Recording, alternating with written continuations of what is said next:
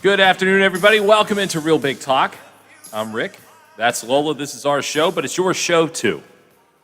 You guys have always been welcome to call. We continue to do that and hope that you do. Great callers this week, Lola. We've had a lot of interaction. We do appreciate that. Look, Lola and I like to talk to each other a lot, but your opinions matter and they count to us. So no matter what we're talking about, you can jump in on our conversation or bring one of your own to the table. 304-214-1600.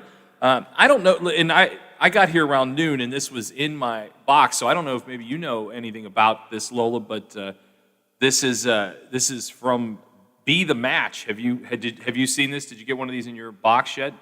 What an important thing. We're actually going to have Tara Cruz on tomorrow who's going to talk about this. But basically, the Wheeling community is invited to swab for Ella Rose, and that's going to happen at Wheeling Park on this Saturday, the 8th.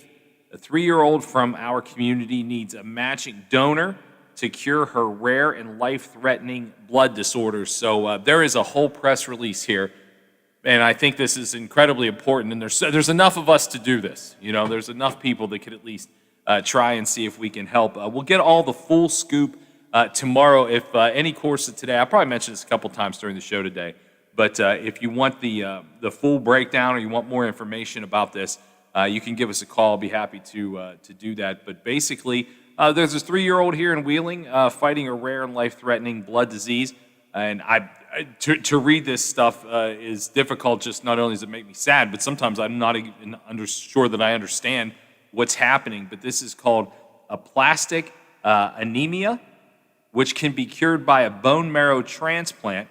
Aplastic anemia happens when your bone marrow fails to make enough blood cells. Most cases are idiopathic. This means that they have no known or identifiable cause. So unfortunately, Ella currently does not have any matching donors in the family or on the Be the Match registry. So that's why they're doing this. It's a good cause. If you have some time on Saturday, go out, find out, swab. You could actually certainly help save little Ella Rose's life. And we'll have more information on that tomorrow at 3 o'clock. They're going to come in and tell us all about it. But I've seen, I remember a couple of years ago, I don't know if you remember this, Lola, but a girl took a sign to a packed house Penguin game. I want to say it was a playoff game, so it obviously had national attention as well, and said, "My dad needs a kidney donor." Mm-hmm. And they found one from that sign that ended up on TV and getting shared on multiple social media platforms. So this kind of stuff does work. You know, there could be someone right here in town that can be that match for Ella. So give her a shot. Go down there. It does not hurt in any little bit to swab your mouth and swab your nose and find out if you're a match. So go out there and do that, and we'll talk about it more tomorrow. Let's talk about hockey. Did you watch any of the Rangers Caps game last night? Yes, I did. Woo-hoo. I fell asleep. Who won? Oh well, I'm sure the Caps. The Caps did win 4-2, but this thing is, Awesome. Unbelievable. So just to catch you up, in case you're going, well, I don't really care that much about hockey. This is about more than hockey.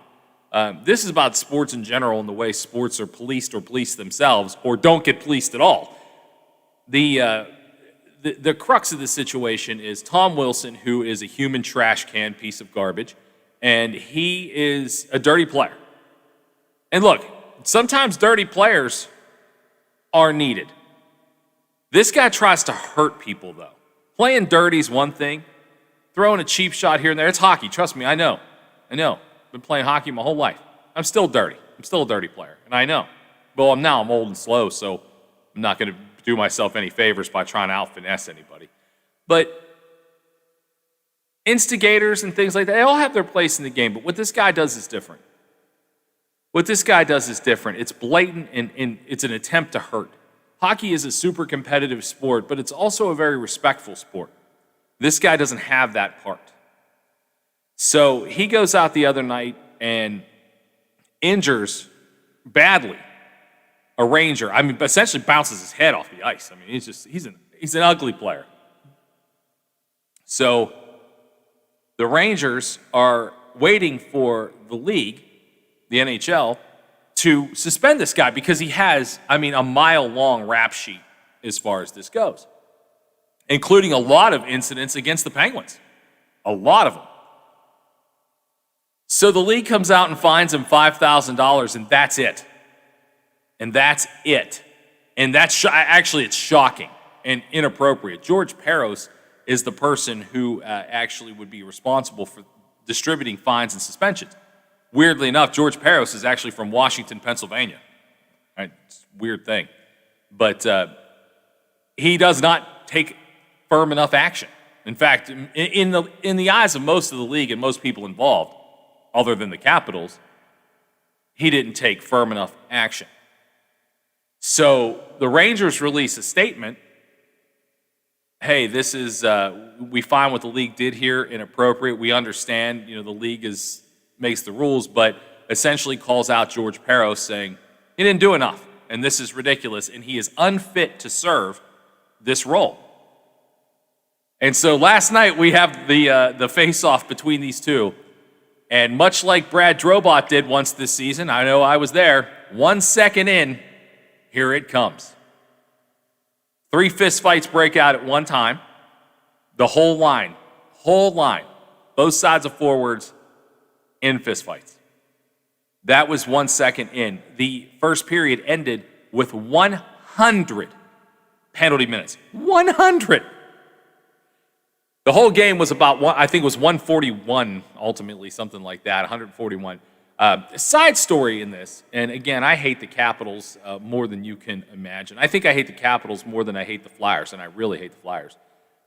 TJ Oshie, who is an American hockey hero, and this is difficult for me. This is difficult for me because he plays for the Capitals. But TJ Oshie did something that, honestly, I don't know if enough people saw it to really understand how glorious it was. But TJ Oshie in an Olympic playoff game, once you go through the first 3 shooters in a shootout, you can actually keep using the same person if you want in Olympic rules. So TJ Oshie was the best on the squad. So he scores like 6 goals in a row in this shootout, and he uses the same move almost every single time. So he is an Olympic American hockey hero. Last night was his first game after losing his father 3 days ago, and he goes out and scores a hat trick. I mean, there are some magic things sometimes about sports, and I think that was one of them.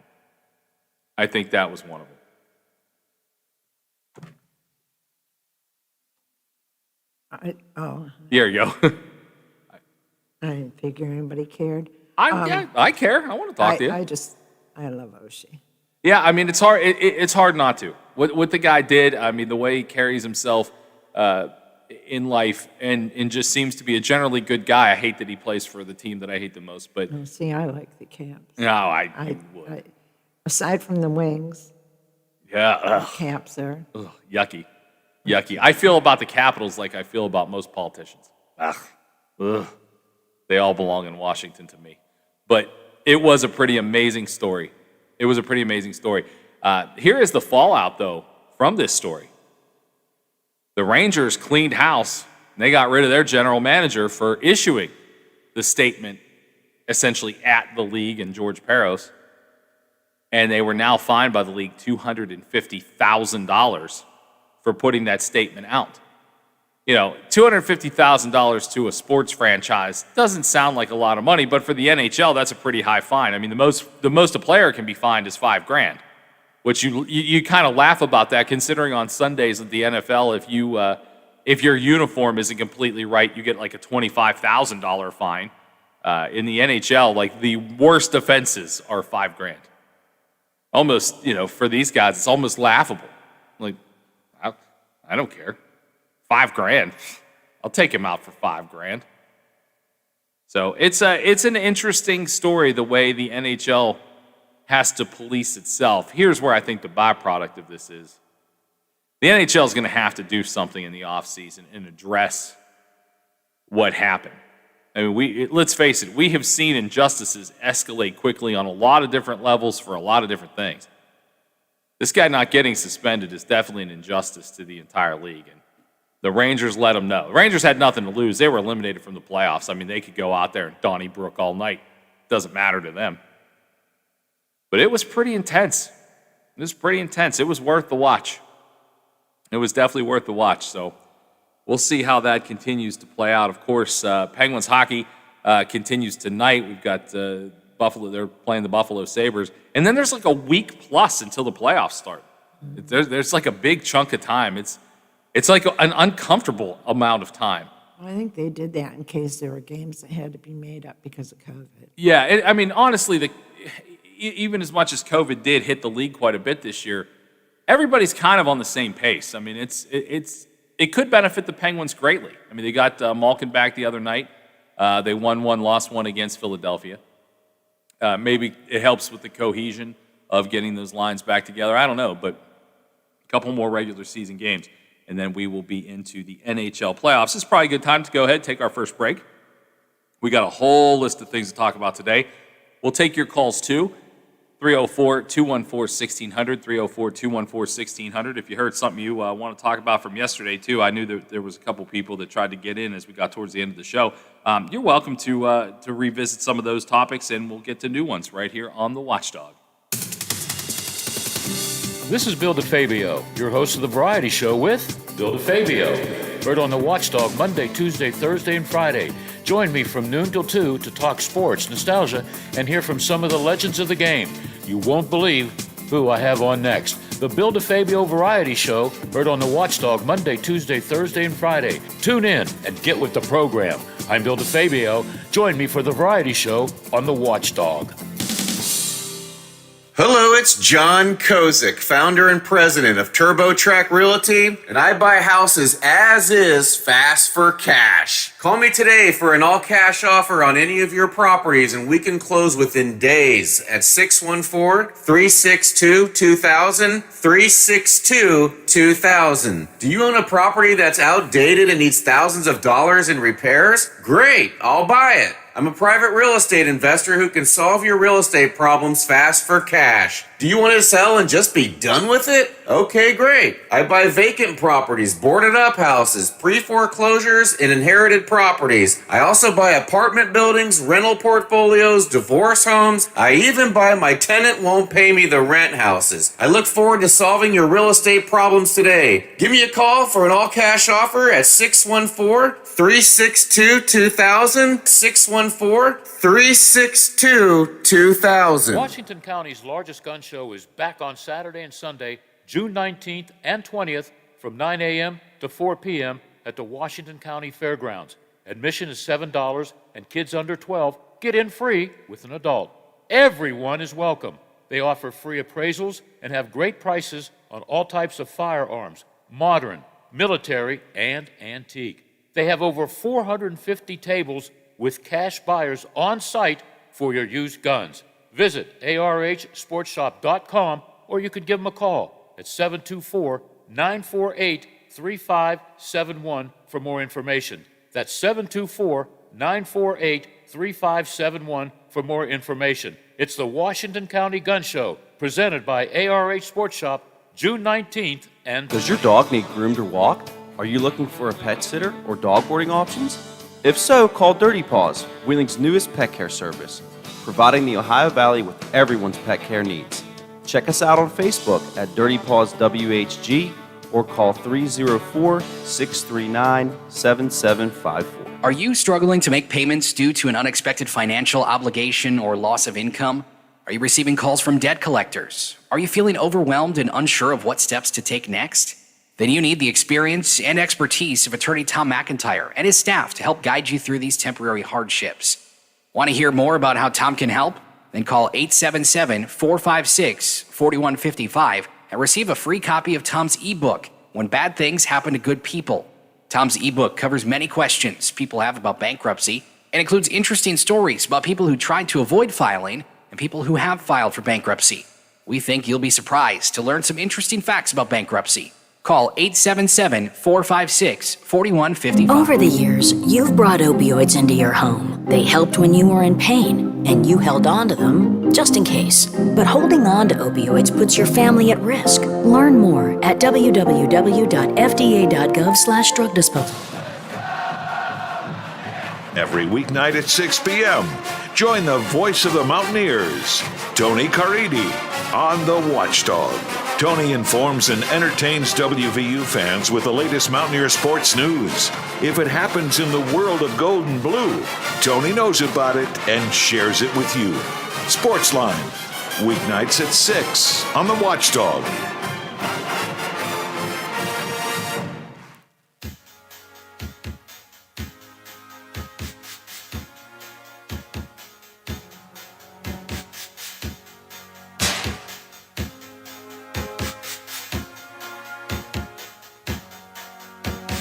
Guess I should know by the way you parked your car sideways that it wouldn't last. See, you're the kind of person that believes in making out once, love them and leave them fast. Guess I must be dumb. She had a pocket full of horses, Trojan and some of them used. But it was Saturday night. I guess that makes it alright. You see, what have I got to lose?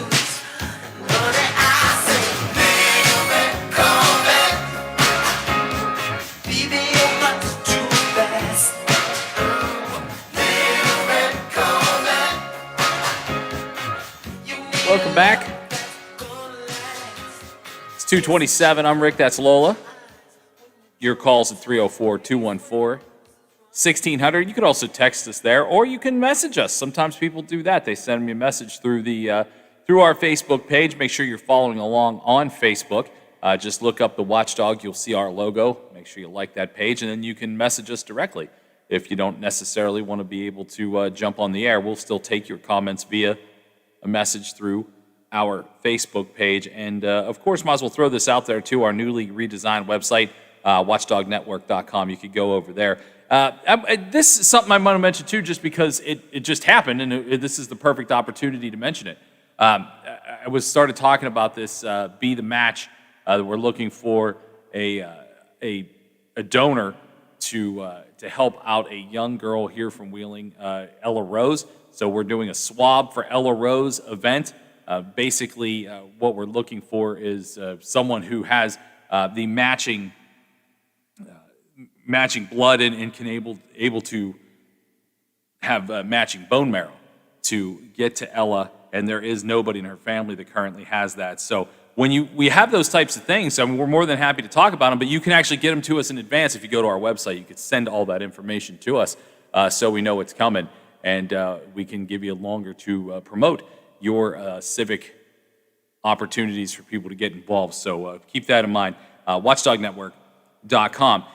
We were talking about, we were on the air the other day when the news broke about Bill and Melinda Gates, and I've decided I'm way too fascinated with celebrity breakups for a 44-year-old man. I definitely think about it too often.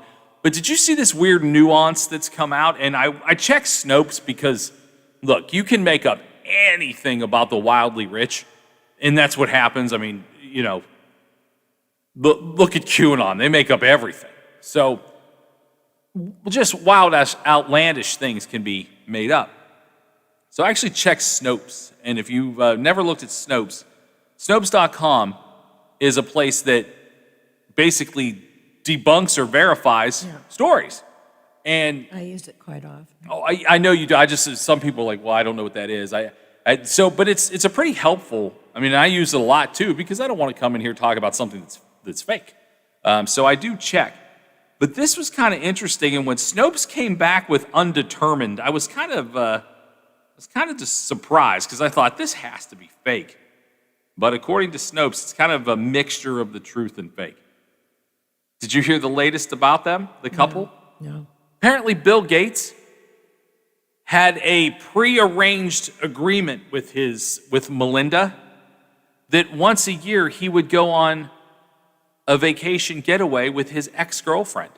And that is not actually untrue. Who has that set up? I mean, the reason an ex is because it didn't work. You know, for whatever reason, it got to a crossroads. and it didn't work. So this is essentially a once-a-year contract to go, you know what, that huge mistake I used to make, I'm going to go make it one weekend a year, and you're going to be cool with that. How do you get that gig? I'm stunned that was a thing that was not completely shut down. What Snopes said about it was, they don't know. Well, in 1997 interview, Bill Gates discussed the annual weekend getaway that he took with his ex-girlfriend, and that was apparently something that continued to happen. Now, Snopes says there's no evidence that the vacation plan was part of some formal marriage contract negotiation that he had with Melinda, but just something that seemed to exist that no one really acknowledges how it got there. I can't imagine that flies in a lot of places. Were you ever married? Were you actually married? Yep, I was. Could you see any circumstance where you were okay with that? Yeah, I got him out of the house for a weekend. Maybe. I mean, I would imagine the Gates have a big enough house that you could just go, hey, I'm leaving for the weekend, and just go to the back side of the house. Nobody know you were there. Well, it's a matter of trust. You know, if he said that, he just, I don't know.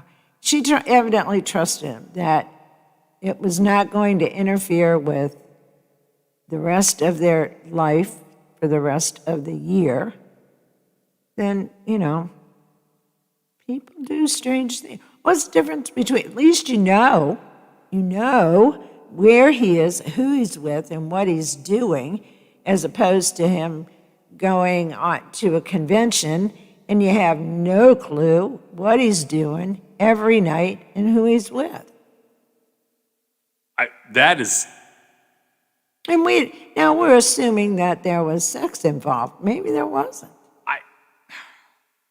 I mean, people can be friends. I get that. Men and women can be friends without having any kind of a sexual relationship. I get that.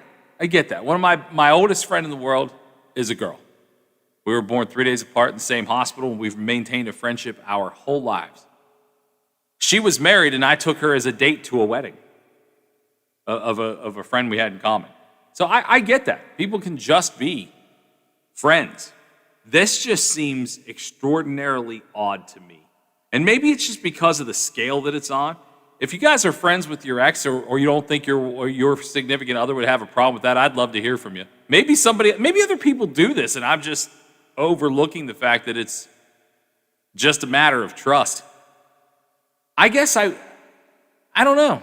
I don't know. I feel like I would be too jealous or awkward about it, especially for that to be just kind of a regular, like if it was like, hey, my old boyfriend's in town and I want to have dinner.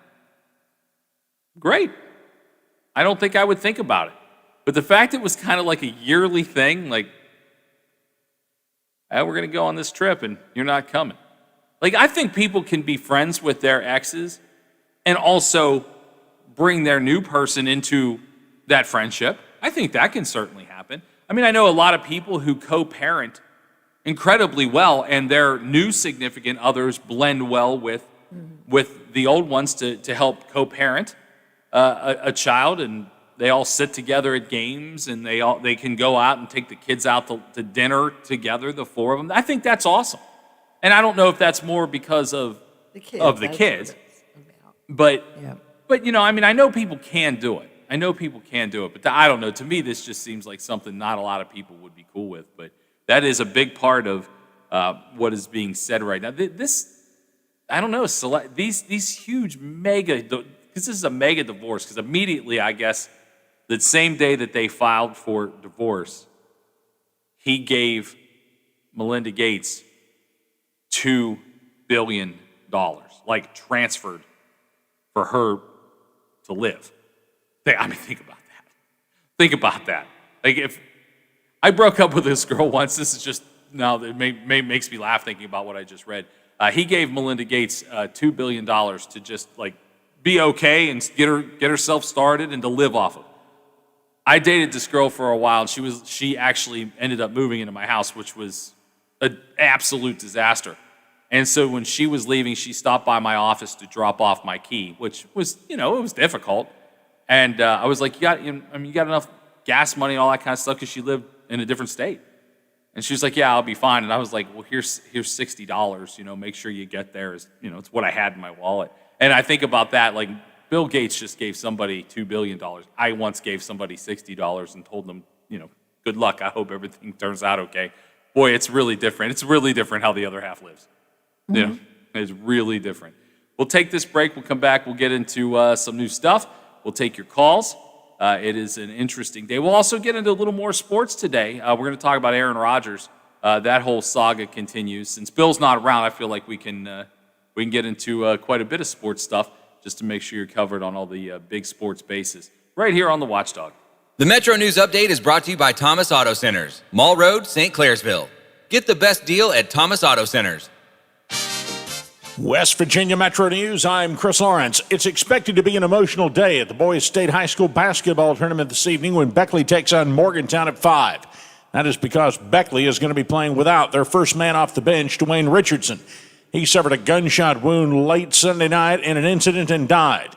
Last night, the Flying Eagles family leaned on one another and remembered him at a memorial service in Beckley. His mother, Kaisha Richardson, says she hopes to eventually see him in heaven. I imagine him playing basketball with Kobe or something over there, looking down at us like, okay, look at y'all. Meanwhile, Beckley police have charged a man in connection with Richardson's death. 20-year-old Jeremiah Fortner of Beckley facing 1 count of voluntary manslaughter and 4 counts of wanton endangerment. Lieutenant Dave Allard with the Beckley police says the shooting was the result of complete mishandling of a firearm and poor regard for gun safety. Through our interviews, we were able to determine that Jeremiah had an AR-15 style rifle and that he was recklessly handling that firearm when it went off, striking Mr. Richardson, causing his death. Fortner turned himself into Beckley police. He's in the Southern Regional Jail.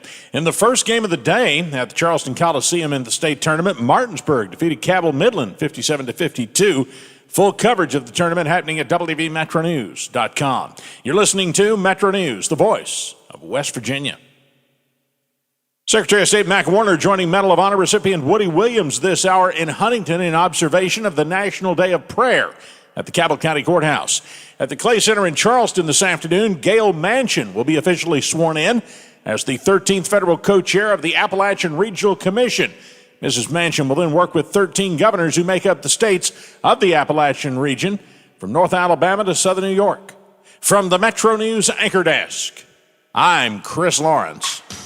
AutomotiveMap.com presents the Sports Flash powered by The Score on the Watchdog. I'm John Thayer.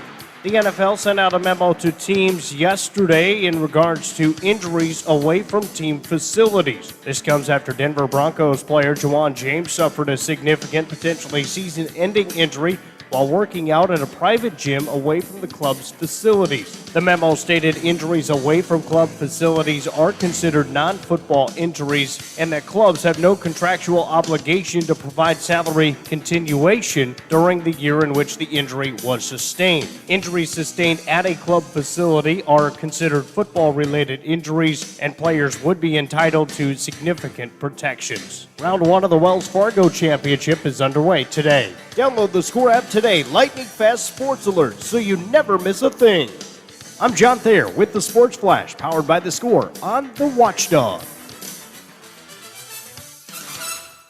We saved serious cash with our Progressive Home and Auto Bundle and used the money to buy a new boat. Who's ready to water ski? This is not a real testimonial. Sure, customers can save big money with Progressive, but not enough for a new boat. They'll probably spend it on rent or gas money or maybe one of those little plastic wading pools for the yard. Ahoy there! Is what the captain might say. On the toy boat, in your wading pool. Progressive Casualty Insurance Company and Affiliates. Does learning a language feel like this? No habla español? Hablo. It's hablo? Yes. It's hablo. When you learn a language, you want to actually use it. Babbel is designed with that goal in mind. Since my husband is from Guatemala, I'll apply what I've learned in Babbel to our real-life situations. The app is so easy to use and it's so practical. It helps you learn things that you will actually need. Babbel, language for life, celebrating 10 million subscriptions sold. Now try Babbel for free at Babbel.com. That's Babbel.com, Babbel.com. For all all of your IT needs, visit OmniPerforms.com. Omni Strategic Technologies, the only IT company that the Watchdog trusts. Oh, there's something so real about living local. And I know without a doubt I'm not alone. And I'm loving living local. There's nowhere else I'd rather be. Said I'm loving living local. WTRF is working for me. The Ohio Valley is where I love to be. I'm Andrew Saul, Commissioner of Social Security. Beware of telephone scammers pretending to be government employees. Real Social Security employees will never threaten you. Callers threatening you with arrest or other legal action and demanding money are not from us. If you receive a call like this, hang up, do not provide them with any form of payment or information. Report the call at oig.ssa.gov. Hey, I'm going to the kitchen. Can I grab you a Coors Light? Yeah, that sounds good. Huh. I never knew there was a zip line in my fridge. Hey! Hey, buddy! Yeah! You got 2 Coors Lights up there? Always brewed down to 34 degrees. With a taste as cold as the Rockies, only Coors Light gives you refreshment every time. Here you go, 2 Coors Lights. Awesome, man. Wow, these are really cold. That's the only way I deliver it. Sure, I mean, you being a mountain climber and all, Yep, you probably need a pretty warm coat in there, huh? yep. Hey, Ben! Yeah! Ask him if he has any nachos. You got any nachos in there? No. Just icy cold Coors Light? Yep. That makes sense. It is the Rockies. Coors Light, the world's most refreshing beer.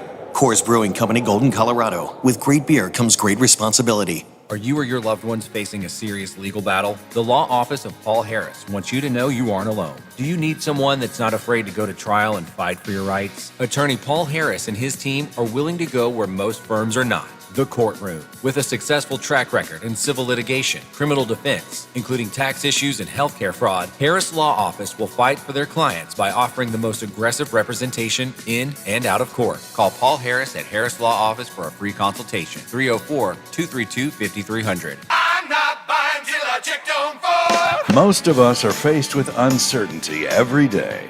Your job, your finances, sporting events, schooling for your children, and so much more. With so much uncertainty surrounding you, there is one auto dealership that you can be certain about, and that's Doan Ford. You can be certain that you always get a great deal and the best service afterwards.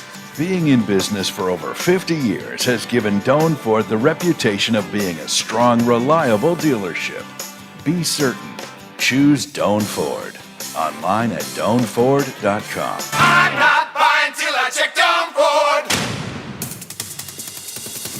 This is Bill DeFabio, your host of the Variety Show with Bill DeFabio.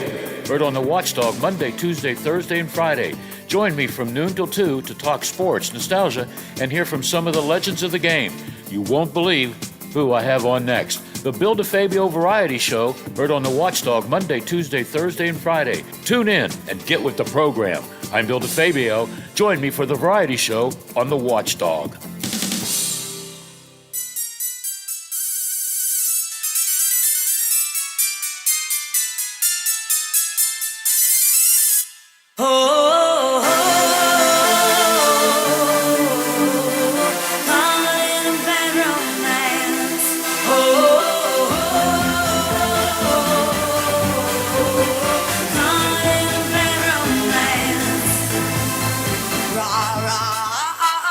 From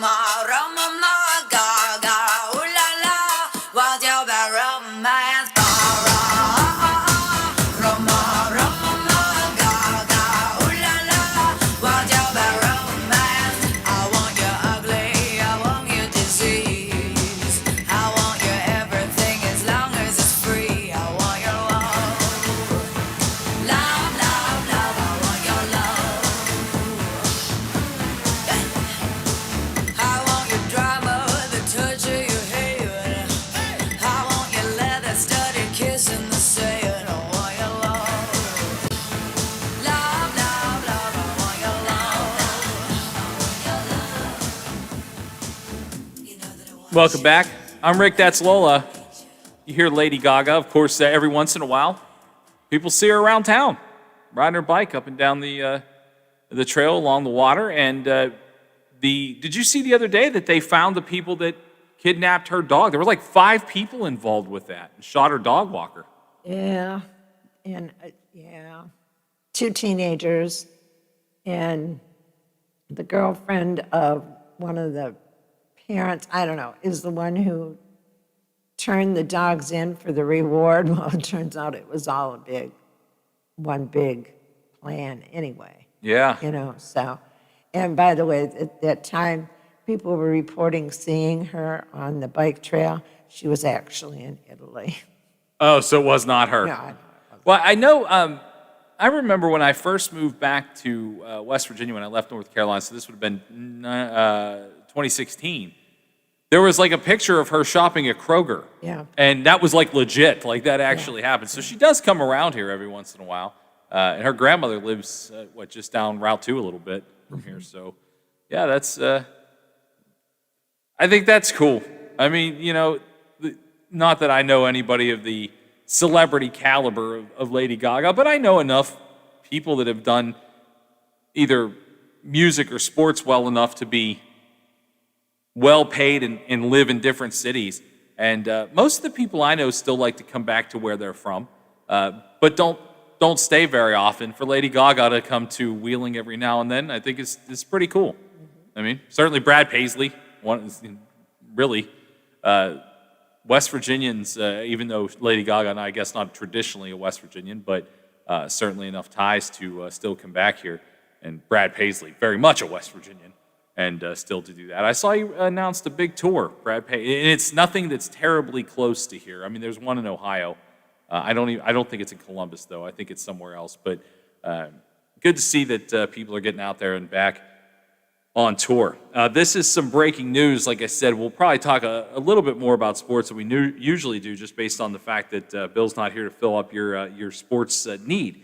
But the Los Angeles, the Angels of Los Angeles, they change so frequently, designated Albert Pujols for assignment on Thursday, which essentially means that he got sent back down to the minors, and now it appears that the Angels have parted ways with Albert Pujols. Do you remember that monster contract he got to leave St. Louis? Because this guy is St. Louis lure. Pujols is like one of St. Louis's favorite sons. And when he took that monster deal to go to the Angels, it broke St. Louis's heart. I mean, they just expected him to be there forever, although I think they still continue to have a soft spot in their heart for Pujols. But, he's had an incredible career. He has 667 home runs, 3,253 hits, and is most certainly, I think, a Hall of Famer. And he is in the final year of that 10-year, $240 million. We were talking yesterday. I remember the first time that there was a $100 million contract, which went to Alex Rodriguez, that blew everybody's mind. But yeah, this is this the end for Pujols? He's got, I think, 2 options. One, this year, by the way, he's 41, and he's hitting just under 200 with 5 home runs in 24 games this season. So really, he's a 41-year-old baseball player. I mean, that's to be expected. Not many people get to those ages and perform like a Tom Brady. Being at the top of your game at 41 is really very difficult, considering there's guys on this team that are legitimately half his age. He ranks 5th on the all-time home run list. He's passed Willie Mays late last season. He's been a 3-time MVP, 10-time All-Star, 6-time Silver Slugger, 2-time Gold Glover, and 2-time World Series champion. Question: does he sign a one-day contract with the Cardinals to retire a Cardinal? Or does a team, go with me here, a team like the Pirates, a team like the Orioles, a team that could use his name to sell some tickets, give him a chance to play out the rest of the season? Does he even want to do that? I don't know. I guess at the end of the day, if you want to keep playing baseball, you can only go play baseball at the teams that ask you if you want to keep playing baseball. So, I don't know that there's not another team out there that picks him up as just a DH somehow. But some of these teams that, and we're we're not post-COVID, but we're certainly the sports era post-shutdown COVID. Teams are looking to sell tickets. They're trying to bring people back to the games. Does a team that is middle bottom, which right now the Pirates are towards the bottom, but towards the middle of the bottom, which is pretty good, considering what we thought. I can tell you for certain, if Albert Pujols became a Pirate, even though I wouldn't necessarily expect him to resurrect a career at 41, I think I would go see him play in a Pirate uniform. I think Orioles fans probably would feel the same way. Some team that's just really not going anywhere pays him whatever they can negotiate out that becomes worth it. It's not like there isn't room to add to those two payrolls. And I'm just picking on those two teams because they seem to be the worst, closest teams to us. But I would go. He doesn't have to do that. It's not like he doesn't have plenty of money. But I don't know that I wouldn't try to coax him into doing so if I'm one of those teams. Personally, I think he's going to sign the one-day contract and retire a Cardinal. Go back, because that's where the fanfare is.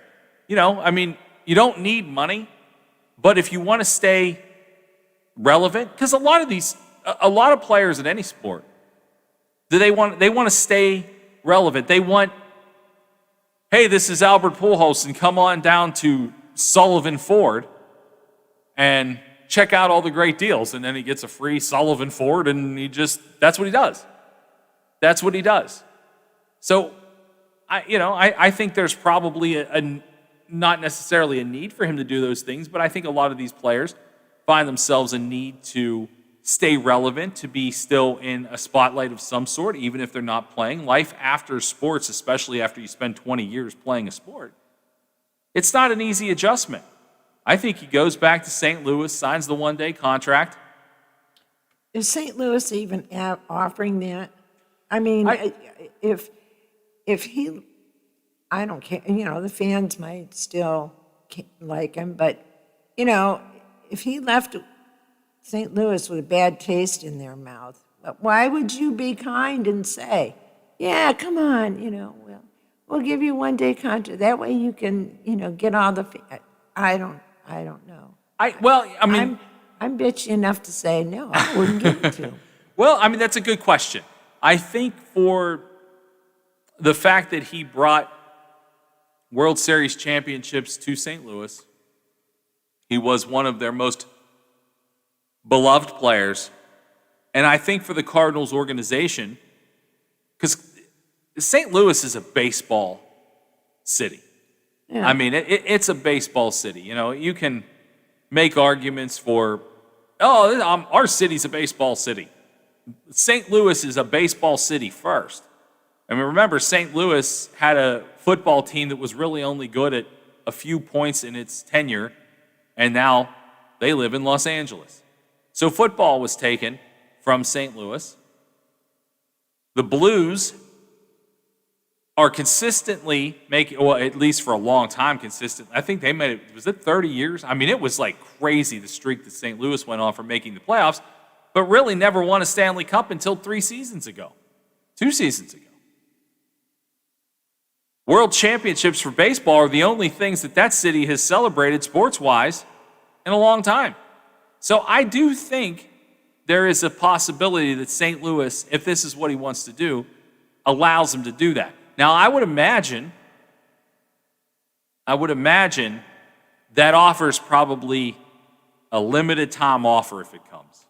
If he decides, well, hey, I'm going to go pick up another $1 million and play for the Orioles, then I think it's probably like, all right, well, you're just trying to prolong the inevitable, which, we all have done in one sense or the other in our lives. We knew something was coming to an end, and whether it was a relationship or a job, whatever it is, we kept it too long. I think if he decides that he wants to prolong this playing career, yeah, maybe St. Louis isn't as into it. But you've only played for 2 teams. You led this team to a couple of championships and all these awards. Yeah, I think they offered to him. I mean, look at the Steelers. James Harrison went to the Bengals. I mean, a team that the Steelers absolutely hate, the fans hate, and they welcomed him back. And then, after he wasn't getting played and they cut him because he complained enough, he went to the Patriots, another team that Steelers fans, well, everybody hates the Patriots other than Patriots fans. But he went to a team that everybody hates, and still he's been on the field at Heinz Field since then to celebrate the anniversary of winning the Super Bowl and other things. So I think as fans, we take it more personally than teams do. I think teams are able to, front office people are able to recognize it more as a business, whereas that's all it is to them as a business. Well, but to our hearts, I mean, you bleed red and white. I mean, you love the Wings. I bleed black and gold. I think fans take it harder than anybody in the front office. When Pujols leaves St. Louis, I'm sure there was hurt feelings because they didn't want him to leave. But nobody's going to tell you, no, don't take this 10-year, $240 million. If you have a friend, if you have a person in your life that would tell you to not take a 10-year, $240 million deal, they're not your friend. They're not your friend. So I don't think anybody's going to talk them out of that. I think the idea is they get it. It was a business decision, and it was worth $240 million to them to do it. That's why I think that they can still be cool. But yeah, I think fans hurt way worse than anybody in the organization does. Maybe the owner cares. I'd like to believe that owners care about players, and I think it's far-fetched to think they overly think about it, but I'd like to think that they do. When one of the Rooneys die, all the players seem to have personal stories about interaction with the family and with the owners. So I'd like to think that players have at least some sort of relationship. The coaches obviously do. They see them day in and day out. But really the people in the front office that crunch the numbers, your numbers. I mean, your numbers. It's like working for Amazon. You're a number. I mean, when you're checking. Meat. Yeah. I mean, meat. Yeah, so I don't know that it gets all that far into it, but fans are definitely the ones that feel it more and carry that grudge. I mean, fans are the ones that threw batteries at Dave Parker when he was no longer a Pirate. It's cool to hear Bill talk to Dave Parker this week. But, that's who gets mad. That's who carries it. That's who burns jerseys. That's who does that sort of thing. So, I don't know. We'll see. I still think he hangs them up with St. Louis. I think they offer, and I think he accepts. But I don't know. If you're the Pirates, throw a wild number out there. What do you got to lose? All he says is no. But if Pujols is in a Pirate uniform, I'm going. I'm going to check that out. We'll come back. We'll get into some new voting laws. This seems to always be a hot one. It's move over, Georgia. It's not just for you anymore. That's coming up here on the Watchdog in the 3 o'clock hour. Saturday night, I guess that makes it alright. You see, what have I got to lose? Honey, I say, little red Corvette. Baby, you're not too fast. Little red Corvette. You need a love that's gonna last. Guess I should close my eyes when you drove me to the place where your horses run free. Felt a little ill when I saw all the pictures of the jockeys that were there before me. Believe it or not, I started to worry. The Watchdog is FM 98.1, AM 1600 WKKX Wheeling, FM 97.7, AM 1370 WVLY Moundsville. The ABC News is brought to you by Thomas Auto Centers, Mall Road, St. Clairsville. Get the best deal at Thomas Auto Centers. From ABC News, I'm Michelle Franzen. President Biden with the aging Lake Charles Bridge in the background, urging lawmakers in Louisiana and nationwide to support his $2 trillion infrastructure plan. The president says it will invest in the basics Americans rely on every day and create jobs. He spoke to union workers today. These are jobs that can't be outsourced, They just require something we've got in good supply here in Louisiana. Hard work, grit, and sweat. Republicans call the plan too broad and expensive. Florida's Governor Ron DeSantis signing new voting measures into law today. They include limiting the use of drop-off boxes and banning third-party groups from collecting mail ballots for people who cannot vote in person. Governor DeSantis claiming without evidence there were groups tampering with ballots. It's one thing to have a family member take, fine. But to have these paid operatives go out there and do it like they do in California and like they do in some of these other states, that's a big, big problem. Florida Ag Commissioner and Democrat Nikki Fried says Republicans called the 2020 election the most secure in history. The only fraud that I saw was by the Republicans. Texas legislators are also taking up more restrictive voting bills today. In California, we're hearing from one of the families of one of two Asian women attacked and stabbed recently at a San Francisco bus stop. Tuesday was grocery day for 85-year-old Chu Fong, who had taken the bus that afternoon to Chinatown to buy food. She's independent. She's very headstrong, and if she has to do something, she's going to do it. So, yeah, that's just her. Drew is her grandson. She was sitting at a bus stop when she and another Asian woman were stabbed. After surgery, she's expected to survive. Police arrested a 54-year-old man who has a long criminal history, including assault with a deadly weapon. Alex Stone, ABC News. The FBI field office in San Francisco says it will have a new campaign of education and outreach. You're listening to ABC News. At CDW, we get the people who need to sign here aren't always here. Tell me about it. I'm always chasing down signatures. I go through pens and shoes like chewing gum. Sounds like you need Adobe Sign orchestrated by CDW to securely automate e-signatures and workflows across devices from anywhere. Integrating with existing tools, Sign can save your organization time, money, and miles. Thank goodness. I can finally take these shoes off. No. Back on. IT orchestration by CDW. People who get it. Find out more at cdw.com/Adobe Sign. Gotta finish this today. Cristiano's construction projects typically run smoothly, but this project's pipeline is about to burst. Yo, boss, where you want us to put this? To the left. Your other left. John. Indeed can help him hire the people he needs. I need Indeed. Indeed you do. When you sponsor a job, you immediately get your short list of quality candidates whose resumes on Indeed match your job criteria.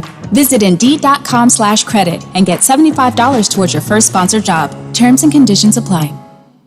U.S. Secretary of State Blinken in Ukraine today. After meeting with President Zelensky, Tony Blinken said the U.S. firmly stands with the country facing a number of challenges. Those include external forces like Russia, but also internal forces like oligarchs and other powerful individuals who are pursuing their own narrow interests through illegitimate means at the expense of the interests of the Ukrainian people. Expensive, too, for U.S. taxpayers in the form of aid. This early trip for Blinken is seen as a signal that Ukraine is considered a high foreign policy priority for the Biden administration. Tom Rivers, ABC News at the Foreign Desk. Twitter confirming to ABC News it suspended an account for posting content from Donald Trump's new website, where the former president has been posting messages on a blog. Twitter saying the account apparently intended to replace or promote content affiliated with a suspended account that would be Trump's, which was put on hold after the Capitol insurrection. Police say a shooting at a middle school today in Rigby, Ohio has injured 3 people. This student was there. All my friends and I were freaking out, and we were hiding in the corner of our classroom with the lights off and the doors locked. Police say a suspect is in custody, no known motive. Broadway show tickets now on sale. Performances resuming in September. New York City also planning to offer a J&J one-shot coronavirus vaccine to any tourist pending state approval. This is ABC News. Okay, my shipments have to get to customers on time and looking good. It's possible with Staples Connect. Staples Connect has small business shipping covered with premium shipping supplies, custom labels, and UPS shipping services. And now, buy 2, get 1 free on decorative shipping supplies. Plus, get 20% off UPS Express shipping services. Explore what's new at your local Staples store or staplesconnect.com. Staples Connect, the working and learning store. Ends 5/29. Visit staplesconnect.com/shipping for details. I'm Michelle Franz in ABC News.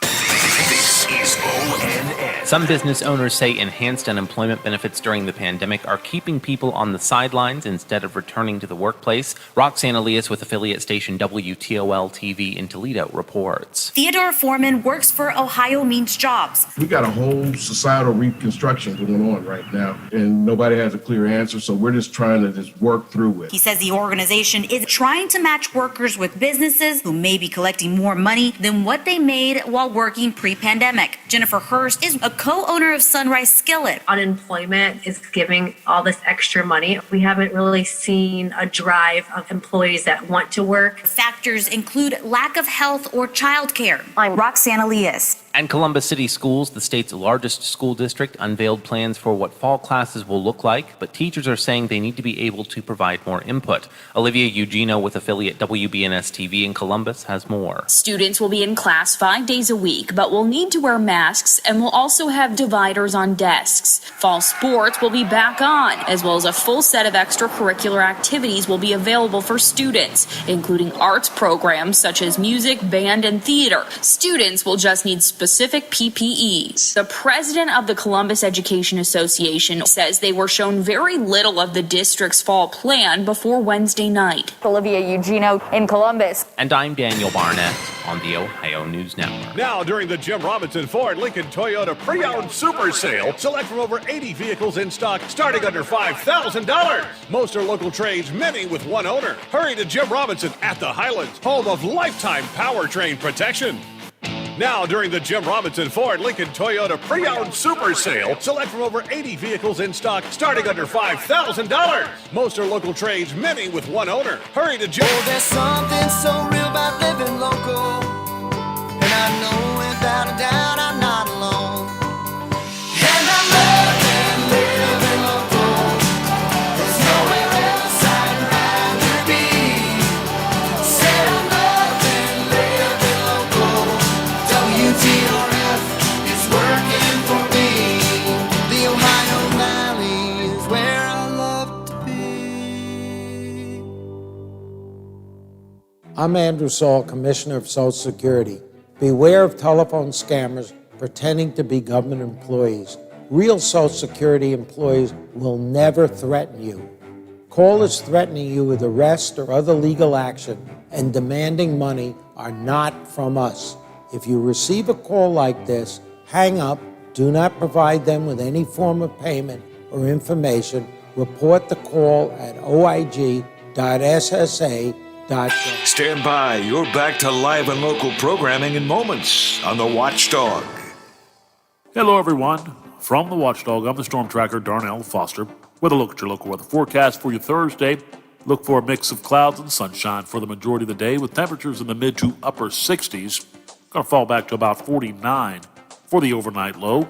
Under mostly cloudy skies and a few sprinkles around. Those sprinkles hold strong through the earlier part of your Friday. Otherwise, mostly cloudy and cooler with temperatures in the mid to upper 50s. Have yourself a great day, everyone. From The Watchdog, I'm Darnell Foster. The views and opinions expressed on the following program are not necessarily those of this station or its sponsors. It's not red. It's not blue. It's just real. Real Big Talk with Big Rick continues now on The Watchdog.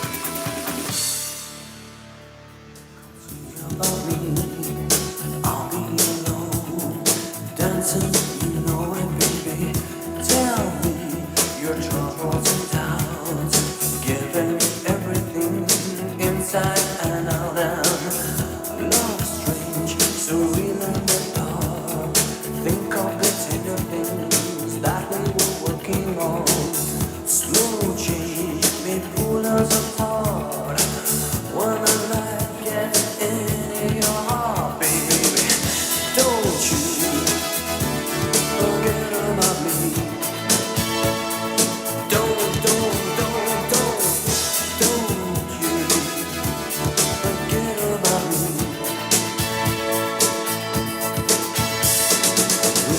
Will you stand above me? Look my way, never love me. That's Lola, I'm Rick, Real Big Talk here on The Watchdog. That song always makes me think of the Breakfast Club. Now I want to watch The Breakfast Club. I mean, it's kind of, a little chilly and dreary. It's always a great fall, winter movie to watch, but since summer refuses to kick in here on the 6th of May, maybe it'd be a good night to watch The Breakfast Club. If the Penguins weren't on, I probably would, but still interested. A cool note tonight about the Penguins. The kid that's going to be starting in goal for the Buffalo Sabres is actually a kid from the Pittsburgh area who played for the Junior Penguins. So cool opportunity for him to get in on that. 304-214-1600. You get in on this, any of the topics we're talking about. This is your show too, so call us and let's talk about it. Obviously, as we know, Georgia has taken the state has taken a lot of heat over its voting laws. Major League Baseball pulls out. Coca-Cola is upset. People are upset. Ban this, don't do that. Georgia's of this. We've heard a lot about that. And I think we're going to keep hearing about it. So it's not something that necessarily has been swept under the rug. But Florida Republican Governor Ron DeSantis this morning signed into law a controversial voting bill aimed at curbing access to mail-in voting in the state and joining a host of other GOP-led states pushing new limits in connection with the former President Donald Trump's baseless claims of fraud in 2020 election. When Georgia decided to do this, I wasn't shocked. Florida doing it is the least shocking thing I can think of. Texas now. Yeah, we knew that was coming. Yeah, I mean, I'm not shocked by this. Although, and maybe this is just a perspective because I lived in Florida and I have never lived or spent time more than just driving through. I mean, I've been to Atlanta a few times, but haven't spent a lot of time there. Some of these laws, I mean, let's face it, the idea of them is to make it difficult, a lot more difficult, for black voters and in a lot of cases, older voters. The Florida heat, no matter when you're voting, is not easy to stand in. I mean, it's just not. Trust me. But don't you think it's kind of weird that Florida's filled with old people? I mean, there's a lot of elderly people in Florida. Again, I know, for sure. It's very difficult to drive there when it's the cold season up north. It's very difficult to drive in Florida because of this. There was a bumper sticker that says, when I get old, I'm moving to Florida and drive slow. You know what? They did it. I know. Mission accomplished. When I was down there one time, there was a report on TV where two old ladies in a big-ass old Cadillac literally drove into the side of an Amtrak train. They just simply didn't stop. The train was across the tracks, and nobody got hurt. Well, no, you're driving a Cadillac. And they were driving slow, yeah. But yeah, drove into the side of a train. That's Florida. That's Florida in a nutshell. When I moved there, I decided to move across the street from my job so I would never have to be late, knowing that even though I got up at 4 a.m. to go to work, there was no parts of driving to work that I wanted to be any part of. This law, though, again, Georgia is one thing. I mean, I don't agree with it. Look, I think everybody should have to present ID in some way, shape, or form to vote. I mean, I don't think that's a crazy rule. I think limiting one box per county is a crazy rule. I think that's a crazy rule. Depending on where that box is in the county, sometimes, especially a lot of elderly people, they're not going to go do it. They're going to feel intimidated by going to that side of town. I mean, let's face it. Once people get old and move to Florida, they move to places where they don't have to go anywhere. That's the idea. I moved to a resort community. I own a golf cart. I can't even take this thing out on the road. So for Florida, I don't think this is what DeSantis wants. I don't think any of that will backfire. But I do think it is strange because Florida has so many older people that will vote. Sometimes those older people vote in different states. I mean, think about that. How many people do you know that have moved to Florida from the north? I can think of 10 right off the top of my head, but they may still vote in Pennsylvania or Ohio or West Virginia. So but to me, we're in Georgia, they're going to get exactly what they're looking for. And in Florida, I wonder if there's any backfire. I wonder if it's not quite as good as it looked on paper because of the structure of Florida. Look, Florida is red, but it wasn't as red as they thought in this last election. It was not nearly as red as they thought. Same thing with Texas. Texas was a little bluer than I thought it would be as well. So, do I think that curbing these voting opportunities is right? No. Do I think needing proper identification to vote is right? Yes, I do. But I think this could come back and bite Florida a little bit in the end. Whether Trump runs or not, which it seems like he's teasing that he's going to, everybody will be really, really, really, really, really excited when I make my announcement. I was loosely quoting. One of the big things, we mentioned it the day that that story broke. One of the people that Trump will either push or may run with is Ron DeSantis. I don't think that works. I don't think it works for either one of them. I mean, honestly, that might be the best of both worlds because I think there would be so much infighting that neither one of them would actually be able to scrape to the top. I'm all for a strong GOP candidate. Trust me, I'm all for it. I just don't think, and you know what, if DeSantis ran by himself again, there's a lot of things he does I don't like.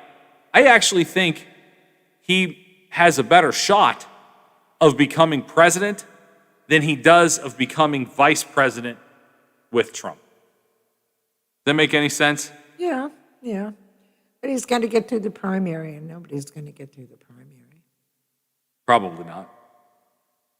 Because all of the people that may appeal to more independent or moderate Republicans are not going to want to pit themselves up against that. And that only leaves the fringe. And let's face it, he is the king of fringe. And he'll have all the money in the world. Yeah, I mean, he will. He will. We mentioned yesterday, if you hadn't seen it or missed the story. And also, we'll take your calls on this stuff. 304-214-1600. You're allowed to jump in. You are absolutely allowed to jump in on this conversation because I think it's one we're probably going to have probably at nauseum, considering it's only 2021. But I also don't think this is going to start in 2022 or 2023. I think it's probably going to fire up sooner than you think. It's already started. Yeah, I mean, that's what I mean. It's already kind of in the, just let this out there a little bit and see, let's see if it floats. And I think that's kind of where we are with all of this. But yes. Depends on what happens in 22. Honestly, my honest opinion for 2022 is I think the Democrats are probably in for a rude awakening. That always happens. Yeah, I think they're in for a rude. The pendulum will swing the other way. Yeah, I think it will. I think it will swing the other way, and I think that's part of the big press to do as many things as possible, knowing that is coming. I mean, and that's what's going to be their downfall. Yeah, that's what I mean. I think it's starting. If they were moderate and really willing to at least look conciliatory with the Republicans. I mean, we all know that for all these years that, they have blocked just about everything. If they look like they're trying their best to be bipartisan, then that would be a good thing in 2022, because then they can appeal to the independent and the moderates. and be able to have something to hang their hat on that. Look, this is what we presented, and it was shot down. Didn't matter how we tried to compromise, it was shot down. Instead of taking this all or nothing attitude that we've been living with for 20 years now, people just get disgusted. It doesn't matter what the reason is. It was funny, a few years ago, Congress had an absolutely pathetic approval number. They were like in the 20s. Nobody's, and it didn't matter who was in charge, Democrats or Republicans. Congress was not doing anything. And we've been living with that too long, and I really had high hopes that this time things might be a little bit different. And of course, hope springs eternal, and, so here I sit, just waiting, but. I know, it's tough. It's tough. It's tough to watch that and go, I know I didn't like most, no, I don't want to say most. There were a lot of things that Donald Trump did, or at least the Trump administration did, that I thought made sense. It maybe not been the most popular thing, but I can't, to sit here and say that everything this person did was bad or wrong, I think would be untrue. I don't feel that way. Really, for me, the thing that I couldn't get over was the fact that I didn't think he treated human beings well. And that matters to me. Certain things stick with people. They matter, when you're looking at a candidate, what matters to you? Position on abortion or gun control or whatever. Whatever your sticking issues are. Honestly, for me, it's just being a decent human being was the part that was intolerable. Certainly, investments and things that, you can look at and go, these things are soaring. I'm not upset about that. I'm conservative when it comes to fiscally conservative when it comes to those sorts of things. So, I have to say, for everything that I had going on in my life at that moment, financially, it's like, this is good. This is good. I can certainly subscribe to what's happening here. But at the end of the day, I want somebody that I can go, you know what? That guy's fair.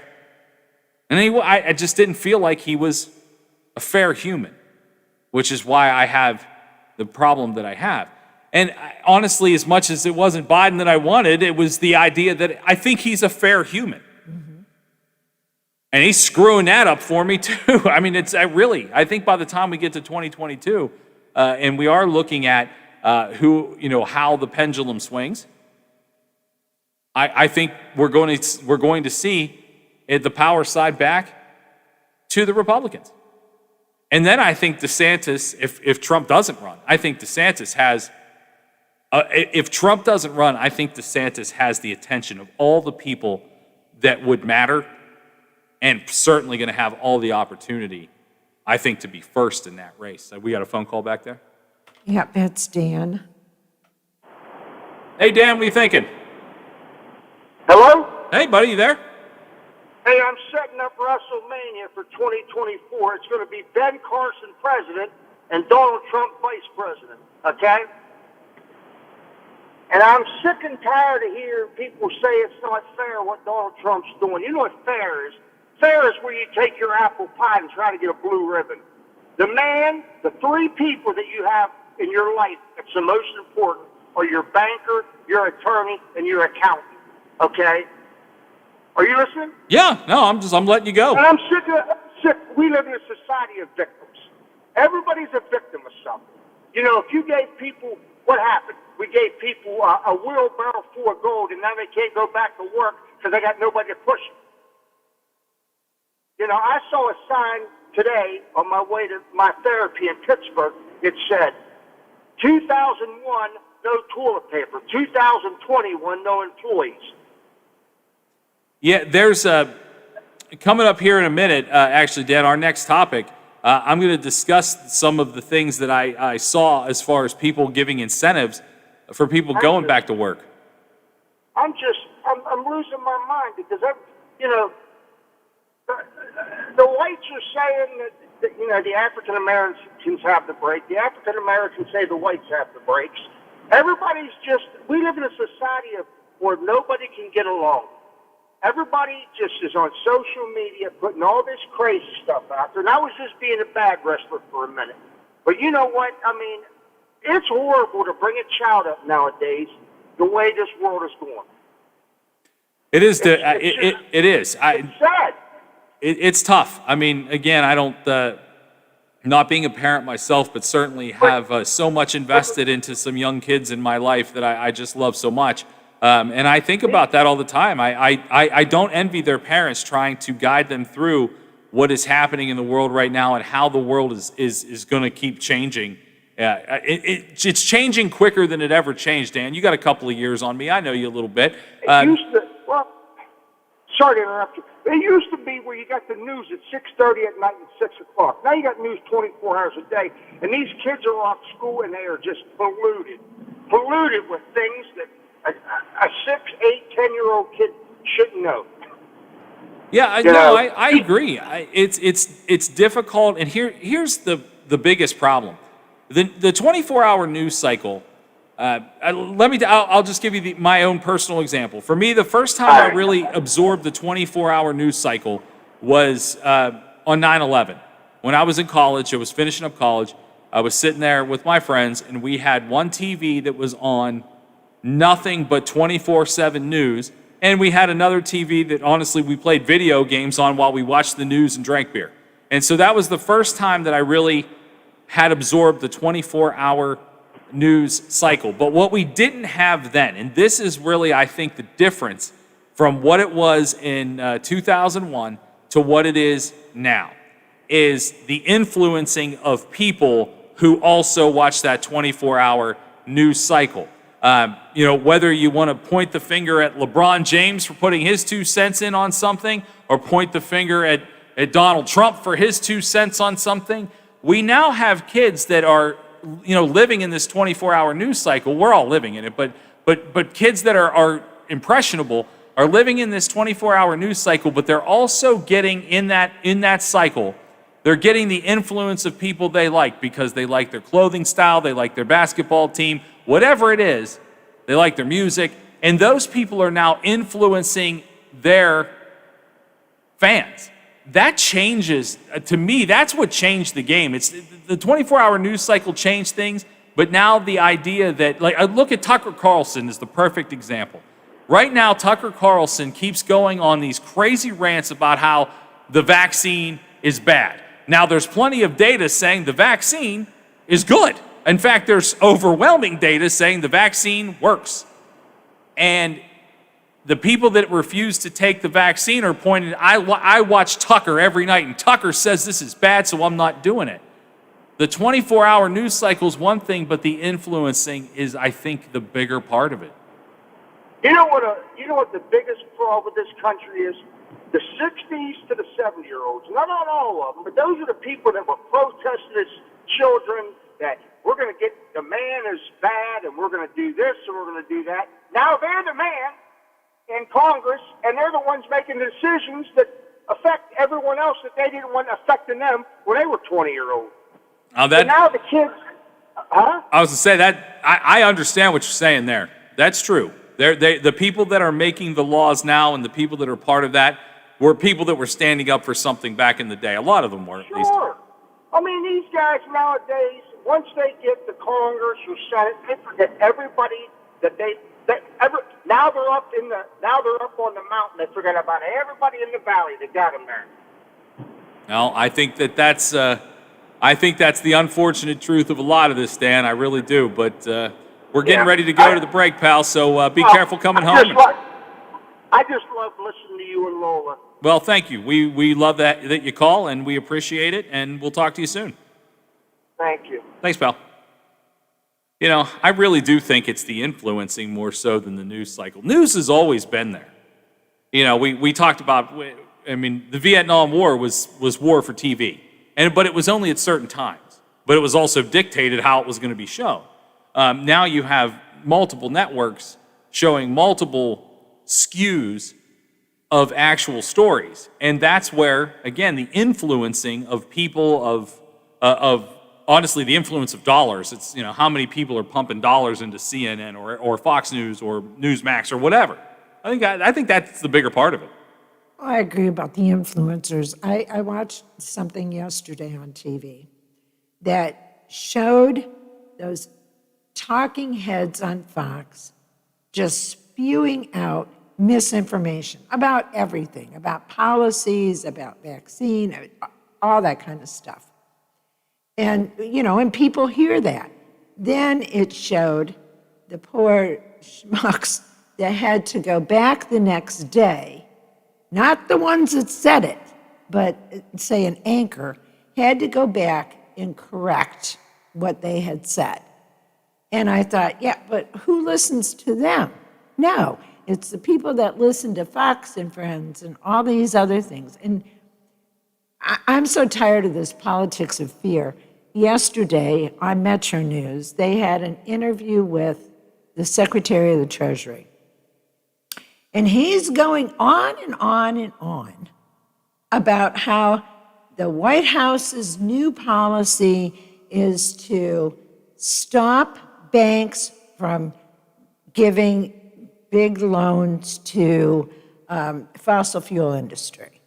And that, they're supposed to shift to like solar and, green energy. So I thought, that if that's true, that's not right. So I did what most people should do and don't do. You looked. I did. And what the policy is banks to stop subsidizing or loaning money to, say, China for coal production, to the Soviet Union for oil production, to the ones that are helping to create this climate problem. But, so to pull back on the money, don't fund overseas fossil fuels. Not a word about anything here. It was all just in the same, and they were going on and on too about this, the red meat thing. No one has said anything about limiting how many hamburgers you get to eat per month. But, you've got these people that are on TV that are completely unchecked. They don't have to apologize. They don't have to correct themselves. And they certainly, obviously, don't have to do any research. And yet they're out there spewing all this misinformation. It should drive you nuts. It's enough to drive you nuts. Like Dan said, I'm so frustrated. Dan, you're amongst millions that feel the same way. You're preaching to the choir, pal. Yeah, you are absolutely preaching to the choir. It is. It's frustrating. Someone who I consider a friend and someone I care about a lot. She watches Tucker Carlson every night. And when I ask her, I'm like, hey, did you get vaccinated yet? I don't trust this. I don't trust this. And I said, is Tucker Carlson a doctor? And well, no, but he's on TV. Well, trust me, that doesn't mean a damn thing. I'm going to be on TV talking about throwing axes Friday and Saturday, and I've only done it one time in my life. I'm by no means an expert. Well, trust me, it doesn't take much to get on TV. I mean, I'm looking at Doogie Howser for a diagnosis. Yeah. I mean, that's what I'm saying. Like, intelligent people that I know are good and intelligent people. And here, this isn't me waving a Biden flag. This is me just saying some things are true and some things are not. Yeah. Biden didn't tell you to stop eating meat. That just didn't happen. It didn't happen. But yet, it's something someone can grab and run with, and enough people will be influenced by what they have to say. And all of a sudden, it's like, well, Joe Biden's trying to take the burger out of my mouth. No, he's not. Didn't happen. That's what made me so mad about this whole fossil fuel thing. It was the Secretary of the Treasury in West Virginia, and he's threatening to sue. First of all, sue who? And do you even have the power to sue? You are Secretary of the Treasury. Nobody's trying to raid your bank here. And to have it on a news program was just infuriating. You know, what was it, a slow news day? So, you know, you're going to parade these people out to spout their stuff so you've got enough for a news bite? You know, it's irresponsible, to say the least. It is. It is, and that's how we get to places that we can't explain. I mean, that's why right now it sounds like I'm waving a Biden flag when that's not, in fact, what I'm doing. I'm just honestly sharing true statements. The man didn't say this. Like Lola said, the law doesn't say stop investing in fossil fuels in the United States. It says stop it for Russia and China because they are making the biggest dents in environmental pollution. Well, you know, in the coal industry should be truthfully be behind this, because if you can stop production in other countries that are undercutting you, you should be happy about that. It would make us more reliant on ourselves. Well, and it could increase the cost of coal too that is being sold overseas. You know, so the coal companies would make more money. But no. On conservative radio, you have to keep this farce going. You know, I know, it's frustrating. Let's take a break. Yeah, we'll get a drink. We'll regroup, and we will come back with some new stories. Now you're talking. That's Get it. a drink. That's it. We'll take a couple more stories. Get your calls into 304-214-1600. This is the Watchdog. The West Virginia Mountaineers snap a 5-game skid with a backyard brawl winner. Dan Zangrilli with details coming up next. Did you know that 1 in 8 Americans struggle with hunger? Yet more than 40% of the food we produce is thrown out. At Kroger, we know we can do something about this. We're donating more food to local food banks through our partnership with Feeding America. And we're working with World Wildlife Fund to end food waste. But we can't do it alone. And we hope you'll join us in creating a world with zero hunger and zero waste. Visit thekrogerco.com to learn how you can help.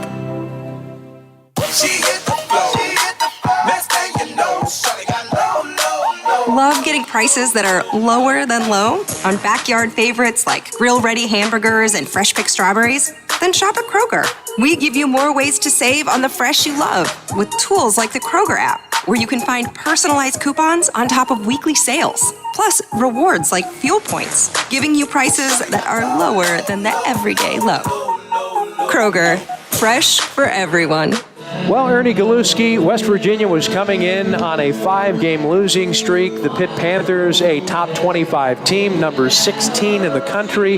Though they were on a COVID pause playing their first game since April 18th, you're thinking that, hey, maybe this just isn't the year for the Mountaineers to get one against the Pitt Panthers. Boy, were we wrong. Carlson Reed took the mound for WVU. 5 2/3 from his freshman right-hander. Gave up just 1 run on 4 hits, struck out a career-best 6. And the Mountaineer bats were absolutely phenomenal. 8 runs on 15 hits, their second most this year. All in all, an unbelievable night and a great shot in the arm for the old gold and blue as they defeat the blue and gold. Yeah, this is a big win, and we'll start with Carlson Reed. He was dominant. He was absolutely dominant. 3-pitch mix. The changeup was just incredible, and the young freshman has his best start ever in a Mountaineer uniform. And offensively, the Mountaineers were balanced. I mean, we hit triples, we hit doubles, we hit homers, but we also got sacrifice bunts down, moved runners up, and scored runners from third on ground out. So this was a complete Mountaineer baseball team here this evening. It really was, and I guess the question is, so what, now what? Can you do anything with this? What did you learn at the day's end, and what does it mean moving forward for a Mountaineer team that really needs a big push down the stretch here in the month of May? Well, I think what you learn is you're capable of playing good baseball, right? It's been a while since they've been able to do that, so hopefully the confidence boost will carry them into the weekend against a Oklahoma team that West Virginia should win the series at home, right? So they have a chance to win a Big 12 series here at home with a little bit of momentum built after this win against Pitt. All right, 8-2 is the final score as West Virginia defeats the number 16 Pitt Panthers at Mon County Ballpark on Wednesday evening. That's today's Mountaineer Report, brought to you by Kroger here on MSN, the Mountaineer Sports. This is your VSiN action update on the Watchdog. Simple Green is perfect for making your auto, RV, cycling, boating, and other sporting equipment look like new. Visit them at simplegreen.com. Pittsburgh and Washington both have 73 points, but the Capitals are in first place of the NHL Central Division with a better win percentage. And the Capitals own one more regulation victory than the Penguins, who are in second place. Today, Pittsburgh a $3.50 home ice favorite against Buffalo, plus 290, 600 the total at the PPG Paints Arena. Baseball yesterday, the Padres with a 4-2 win over the Pirates at the $2.40 favorite. The total of 6.5 at Petco Park stayed under at 6. Milwaukee Brewers today a $1.28 road favorite at Philadelphia. For vsin.com, I'm Mike Sennett on the Watchdog. For all of your IT needs, visit OmniPerforms.com. Omni Strategic Technologies, the only IT company that the Watchdog trusts. Have you experienced foot or ankle pain during or after sports, running, or exercising at the gym? Those nagging aches in your foot or ankle simply won't go away on their own. Podiatric physicians are the most qualified doctors to care for your feet based on their education, training, and experience. Your podiatrist can provide you with important foot care solutions, shoe inserts, and show you how to support your feet and ankles so you're able to compete or exercise comfortably. Ohio Foot and Ankle Medical Association podiatric physicians are located throughout the state and are dedicated to providing the highest quality foot and ankle care. Ask if your podiatrist is a member of the Ohio Foot and Ankle Medical Association so you know you are being treated by the very best. The Ohio Foot and Ankle Medical Association has been serving the profession and the public for over 100 years, and we look forward to caring for Ohioans' feet for another 100 years. To find a member of the Ohio Foot and Ankle Medical Association near you, visit associationsadvanceohio.com. It's time we put a stop to a few things. Right now, the D.C. establishment has all the power. The For the People Act will stop that. Billionaires buying West Virginia's elections? The For the People Act will stop that. Politicians and their families getting rich while we pay for it? Yep. The For the People Act will stop that too. Senator Manchin, you've always had West Virginia's back. Don't stop now. Stop corruption in its tracks and support the For the People Act, paid for by Represent Us. It's time we put a stop to a few things. Americans voting on machines that aren't made in America? The For the People Act will stop that. States using hackable voting machines with no paper trail? The For the People Act will stop that. Elections with no way to do careful audits or recounts by hand? Yep, the For the People Act will stop that too. Senator Manchin, you've always had West Virginia's back. Don't stop now. Stop election interference and support the For the People Act, paid for by Represent Us. Now, during the Jim Robinson Ford Lincoln Toyota Pre-Owned Super Sale, select from over 80 vehicles in stock, starting under $5,000. Most are local trades, many with one owner. Hurry to Jim Robinson at the Highlands, home of lifetime powertrain protection. Now, during the Jim Robinson Ford Lincoln Toyota Pre-Owned Super Sale, select from over 80 vehicles in stock, starting under $5,000. Most are local trades, many with one owner. Hurry to Wheeling Coin and Hobby on 10th Street in Wheeling, next to the Bridge Tavern in downtown Wheeling, wants to buy any and all unwanted gold and silver jewelry. They are paying top dollar for 10, 14, 18, and 22 karat gold, plus 925 sterling silver. They also want to buy collectible coins and paper money from before 1933. Wheeling Coin and Hobby is open daily from 9 a.m. to 5 p.m., Monday through Saturday. Coin and Hobby, 304-232-8430, and add them on Facebook. The Variety Show with Bill DeFabio is live on the Watchdog Monday, Tuesday, Thursday, and Friday. We talk to some of the region's best business owners while keeping you informed about area events and happenings. You won't believe who I have on next. Tune in and get with the program. Guests from preachers to pros and even some Super Bowl champions. Join me, Bill DeFabio, from noon to 2 for The Variety Show on the Watchdog.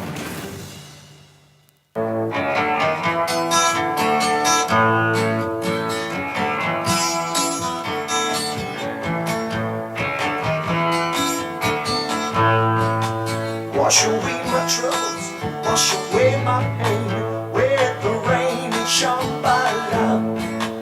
Wash away my sorrow, wash away my shame, with the rain and Shambhala.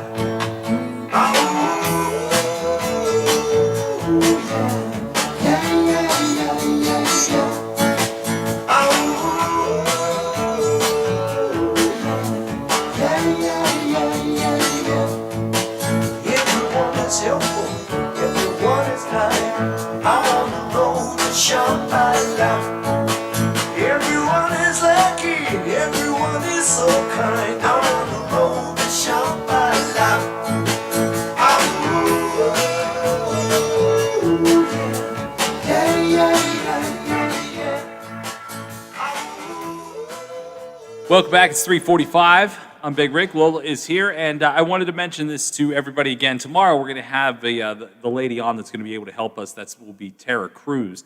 But this is a big deal, Wheeling. You need to get out there and help. Be the Match, which is a program that finds matches and donors for people, really does need our help. Wheeling community is invited to a Swab for Ella Rose event at Wheeling Park here on Saturday, and it is for the benefit of 3-year-old Ella Rose, who is fighting a rare and life-threatening blood disease called aplastic anemia. We'll hear all about that, and I mean, it sounds awful. It sounds awful. But basically, here's what they're asking you to do.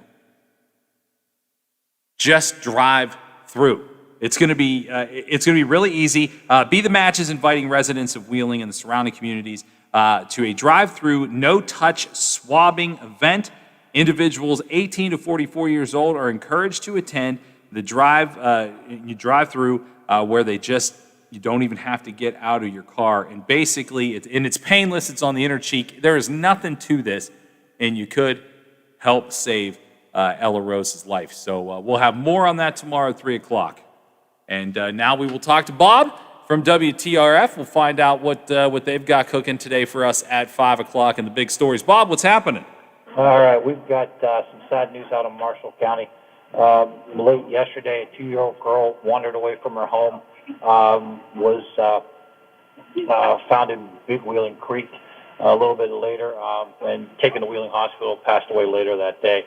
I know the 2-year-old, she was pulled out of the Big Wheeling Creek by Limestone EMS. Emergency crews did perform life-saving procedures on the child, but she was later pronounced dead at Wheeling Hospital. So that situation is still under investigation by the Sheriff's Department in Marshall County. So we have actually talked to the sheriff a little bit ago, so we'll have the latest on that coming up, I think, at 5 o'clock. So very sad story out of Marshall County today. Yeah, it is. That's awful. I can't imagine that is an easy investigation. Well, none of that situation is easy, but I imagine that investigation will have to be pretty thorough because somebody seemingly has to pay the price for that.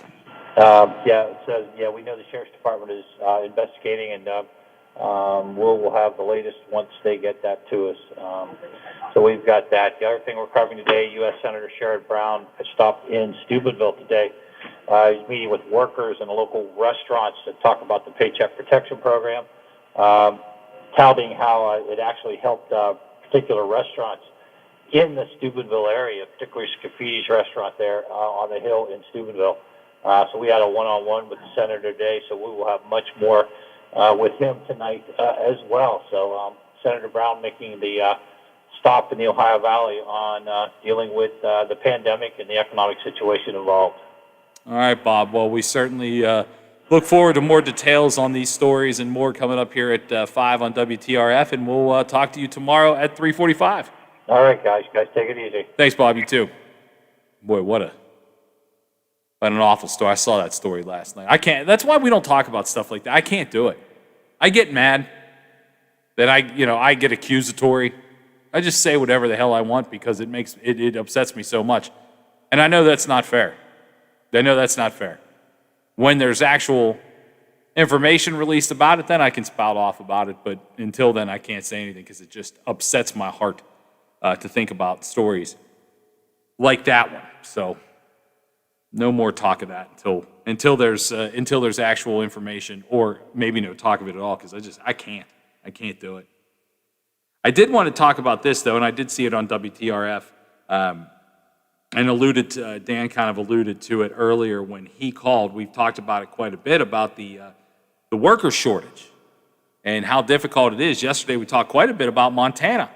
Montana's governor decided that he's pulling them out of that the CARES Act money for the extra $300 a week and offering a $1,200 bonus for anybody who goes back to work for 4 straight weeks, which I think is cool. I think it's fair. I think it's the way. I mean, to be quite honest with you.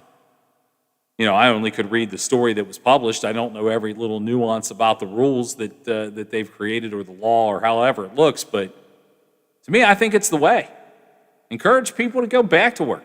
Give them some extra money for going back to work. If we got all this extra money we're passing out anyway, give it to someone who says, I'm going to go. I'm going to go do this. I'm going to fill a spot. This, though, is something that will affect all of us. When a restaurant doesn't have enough employees, that affects us if we go to that restaurant. When, if you're waiting longer to check out somewhere because they don't have enough personnel, that could affect you too. One thing that's going to affect all of us across the board, we're probably going to see some gas shortages this summer because there's not enough tanker truck drivers to get gasoline to all the gas stations. WTRF has a story, and you can read it there at WTRF.com. Due to the nationwide truck driving shortage, one Texas company is offering experienced truck drivers, are you ready for this? $14K a week. A week. Are you kidding me? $14,000 a week. This is according to WLTX. Truck drivers move more than 70% of all U.S. freight, and the increased demand following after the slow year that 2020 was now has created a massive driver shortage. Sisu Energy is the company that's offering $14K a week, which would net you over $60K a month and $728,000 a year. The CEO says the shortages aren't going to be the only thing to take place this summer, but well beyond that. So if you have been just screwing around with the idea of becoming a truck driver, now would be a perfect time to get that certification and go. I mean, you're $728,000 in 1 year. Now, I'm sure the job is demanding. I'm sure it's, in my estimation, would be a very difficult, miserable job to have because I just don't think that I'm the person that's cut out for that. But if you are, your life is changed. Your life is changed. You do that in this CEO saying this is going to be a year plus of these shortages. I don't know, Lola, what do you think? We should be a cross-country tandem? I would do it. I would do it in a heartbeat. I mean, there's all kinds of laws and rules about how long you can drive. It's not like you have to get in a truck and drive it 48 hours straight. No. You can only drive so many hours a day, and it's all done electronically logged. So you can't even fudge that, and for that kind of money, oh my God. And, you're in a truck, you got your dog, you got your radio, what the hell? That to me is a cruise job. $60,000 a month. I'm trying to think of jobs that pay $60,000 a month. NFL, major sports. Deadliest catch. Deadliest catch.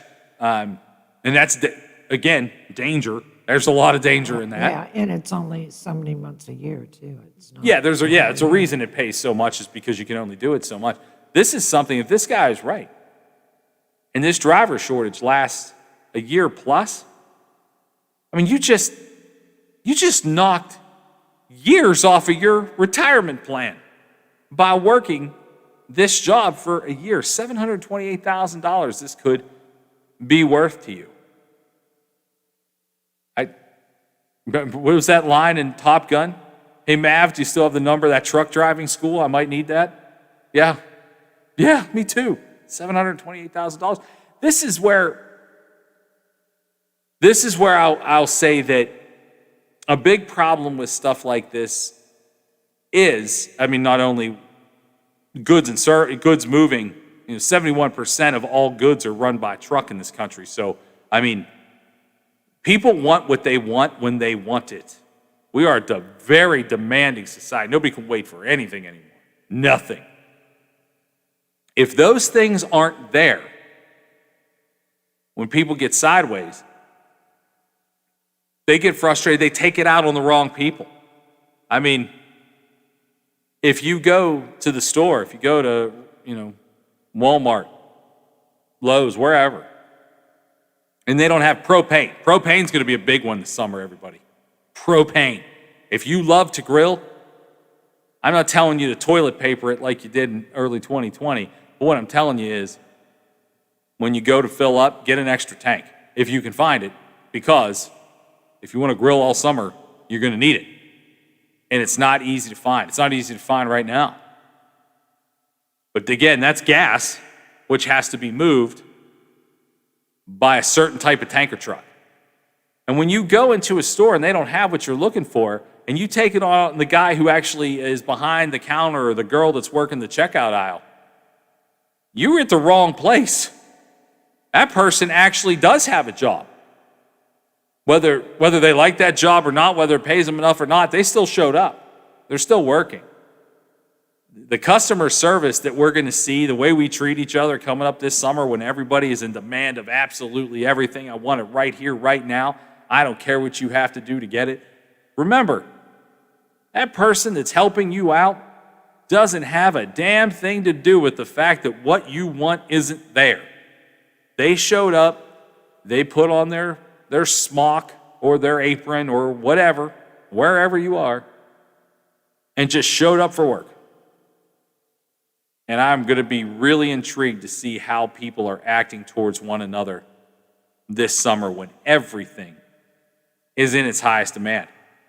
But if you haven't decided, maybe you want to switch careers in your life right now. I mean, honestly, until this job came along, that's where I was. I was going to switch careers entirely and get out of the radio business. I don't think I ever would have considered driving a truck just because I don't know that I'm built for that, but I could certainly be rebuilt for $750,000 a year. I have friends that drive trucks for oil and gas. They move all the water. I mean, the amount of money that they make hand over fist, and they can work as much as they want. Once they get to 40 hours, it's, I think, double time and a half. I mean, those guys are chewing up 30 hours in 2 days in some cases, just so the rest of their week, they get to that 10th hour on Wednesday, or that 40th hour on Wednesday. They'll work 3 more days, and no one can stop them because they need it to keep happening. They need it to move. The amount of money is ridiculous, and that doesn't hold a candle to what this is offering. Now, again, this is at one place in Texas, but I would imagine across the board, any trucking company is going to up the game. They need you. School bus drivers. I have a friend that tried to fill school bus drivers' jobs for years. Can't find anybody to do it. Now, my question is, how much more expensive are things going to get if they're paying $14,000 a week to truck drivers? I don't know that you work 7 days a week, truck driver. I don't know. I honestly don't know how it works. But if you do work 7 days a week, that's $2,000 a day. $2,000 a day. Some people don't make $2,000 a month. That's $2,000 a day. What are the prices going to be for the items that come out of those trucks? It's going to be astronomical. So, yeah, I mean, everybody that was living high on the hog and walking in tall cotton, as they say, was just, we are about to hit a rude awakening with the amount that things are going to go up. $14,000 a week to drive a truck. You go get that CDL license right now. Get your mama something nice for Mother's Day. You're making $14,000 a week. We're going to go ahead and take a break. We'll come back. New topics, new calls, all happening in the 4 o'clock hour next on the Watchdog.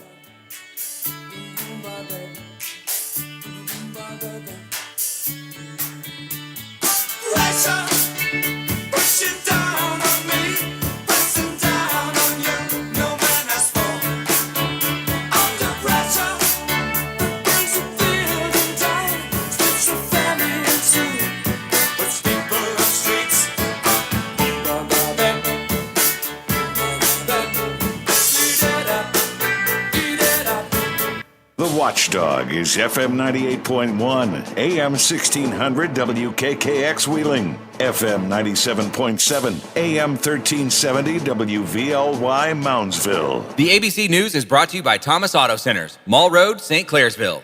Get the best deal at Thomas Auto Center. From ABC News. I'm Michelle Franzen. President Biden in Louisiana today highlighting the need to revitalize jobs and America's infrastructure. With Lake Charles Bridge in the background, President Biden said the proposed tax increases on wealthy individuals and big companies will help pay for his $2 trillion infrastructure plan. No one's hurt. Someone making that money is still going to have 2 homes or a jet plane, or these are mostly millionaires. They're not going to be hurt a little bit. Republicans call the plan too expensive. The president says it will also create jobs. First-time jobless claims last week tumbled to a new pandemic low of 498,000, showing more businesses are keeping employees or hiring. As vaccinations continue, cases are also continuing to decline, according to the CDC. Many states looking to summer for full reopenings. The Army announcing it plans to put a civilian in charge of the command that conducts criminal investigations, saying it's acting upon recommendations of the Fort Hood Independent Review Committee. Those changes come in the wake of violent crimes at Fort Hood, Texas, including the death of Specialist Vanessa Guillen. Her remains were found about 2 months after she was reported missing. Congresswoman Jackie Speer chairs the House Military Personnel Subcommittee. She's outside Fort Hood today. Vanessa Guillen did not die in vain. She will be forevermore associated with our commitment to take sexual harassment and sexual assault cases out of the chain of command. At the Pentagon today, U.S. military leaders say U.S. troop withdrawal from Afghanistan is going according to plan, even as Afghan security forces endure sustained attacks by the Taliban. General Mark Milley, chairman of the Joint Chiefs of Staff, said there have been no attacks on U.S. coalition forces since the withdrawal began, but the Afghan forces. There have been about 80 to 120 enemy-initiated attacks a day for the past year, and that has also been sustained since 1 May. You're listening to ABC News. Here's football legend Howie Long for Skechers Arch Fit shoes. Do you like comfort? Of course you do. Everyone does. But if you've never tried Arch Fit shoes from Skechers, you're missing out on next level comfort. Saying you like comfort but not trying Arch Fit is like saying you like Italian food but you've never tried pasta. You're missing out on the number one thing. Because with Arch Fit, Skechers created a whole new kind of comfort. They teamed up with podiatrists who used over 20 years of data to create a shoe that provides total foot and arch support for all-day comfort. Arch Fit distributes support across the arch no matter what foot type you have. You don't need an arch problem to love how they feel. And you say you have a passion for comfort but haven't tried them? That's like saying you're a sports fan but have never watched football. It makes no sense. So if you're the kind of person who claims to like comfort, stop what you're doing and try a pair of Arch Fit exclusively from Skechers. Then you'll finally understand true comfort. See all the styles of comfortable, machine-washable Arch Fit shoes now at Skechers.com. In South Carolina, an investigation underway into the alleged hijacking of a school bus earlier today by a trainee from Fort Jackson. Probably one of the scariest calls that we could get. Richland County Sheriff Leon Lott says the Army trainee got onto a school bus wearing his training clothes and armed with a rifle. Lott says the man told the bus driver to drive him to the next town. Eventually, the driver and all of the kids were let off the bus and the man drove away. Lott says he abandoned the bus a few miles later and then was spotted by deputies and taken into custody. And all the kids are safe. The bus driver's safe. He's expected to face numerous charges, including multiple counts of kidnapping. Mark Remillard, ABC News. A lawsuit filed in Boston targets the advertising behind a popular opioid. When Purdue Pharma was thinking up ways to aggressively market its signature opioid, OxyContin, it turned to the global marketing firm Publicis. From 2010 to 2019, Purdue paid Publicis $50 million to increase sales of OxyContin in ways the Massachusetts Attorney General's office said increased the risk to patients and the public of opioid use disorder, overdose, and death. Publicis did not immediately comment. The lawsuit accused the company of unfair and deceptive practices meant to convince doctors to prescribe OxyContin to more patients with higher doses for longer periods of time. Aaron Katursky, ABC News, New York. Cutting methane pollution is critical to curbing dangerous climate change. That according to a United Nations report just out today. This is ABC News. It's like I blinked and suddenly all my business shifted to e-commerce. Now my business hours are whenever my customers need me. My customers want everything now and faster than ever. It's a whole different world. Your business is changing. The United States Postal Service is changing with it. We're bringing you fast, reliable shipping nationwide, and we're bringing it right when your customers need it. Let's discover new routes. Visit USPS.com/new routes. The United States Postal Service. Priority, you. I'm Michelle Franzen, ABC News.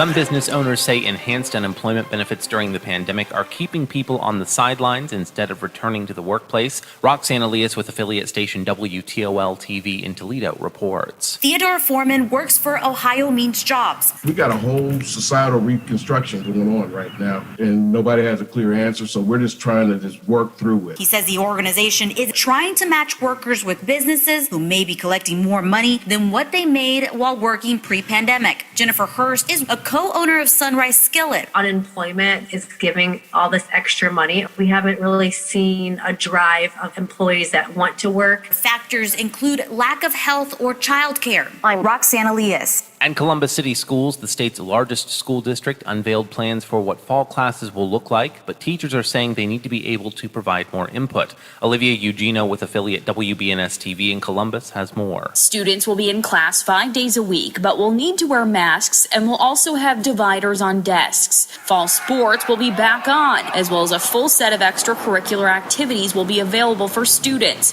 including arts programs such as music, band, and theater. Students will just need specific PPEs. The president of the Columbus Education Association says they were shown very little of the district's fall plan before Wednesday night. Olivia Eugenio in Columbus. And I'm Daniel Barnett on the Ohio News Network. Live and local talk is just around the corner. Stay right here on The Watchdog.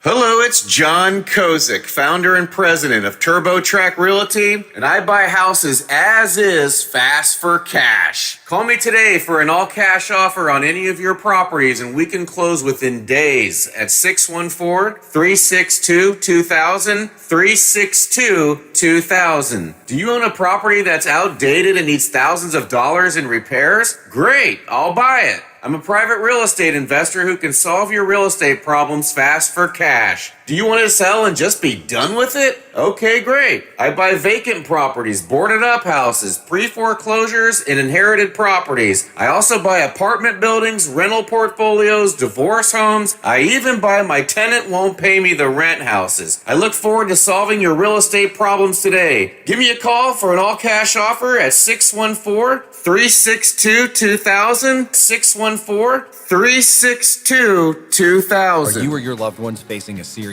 legal battle? The law office of Paul Harris wants you to know you aren't alone. Do you need someone that's not afraid to go to trial and fight for your rights? Attorney Paul Harris and his team are willing to go where most firms are not. The courtroom. With a successful track record in civil litigation, criminal defense, including tax issues and healthcare fraud, Harris Law Office will fight for their clients by offering the most aggressive representation in and out of court. Call Paul Harris at Harris Law Office for a free consultation. 304-232-5300. Over the years, you've brought opioids into your home. They helped when you were in pain, and you held on to them just in case. But holding on to opioids puts your family at risk. Learn more at www.fda.gov/drug disposal. Hello, everyone.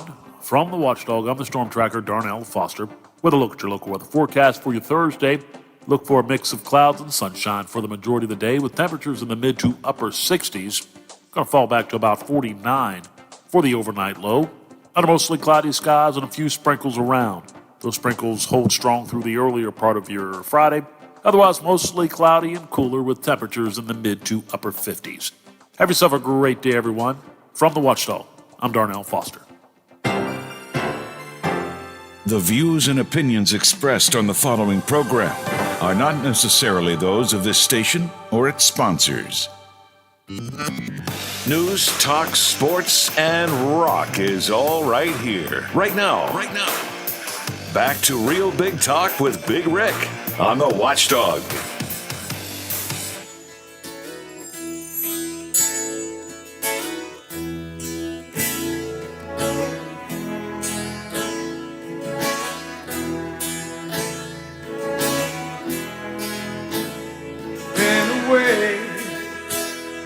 Haven't seen you in a while. How've you been? Have you changed your style? And do you think that we've grown up differently? Don't seem the same. Seems you've lost your feel for me. So let's leave it alone. 'cause we can't see eye to eye. There ain't no good guy, there ain't no bad guy. There's only you and me, and we just disagree. Ooh, ooh, ooh. Oh, oh,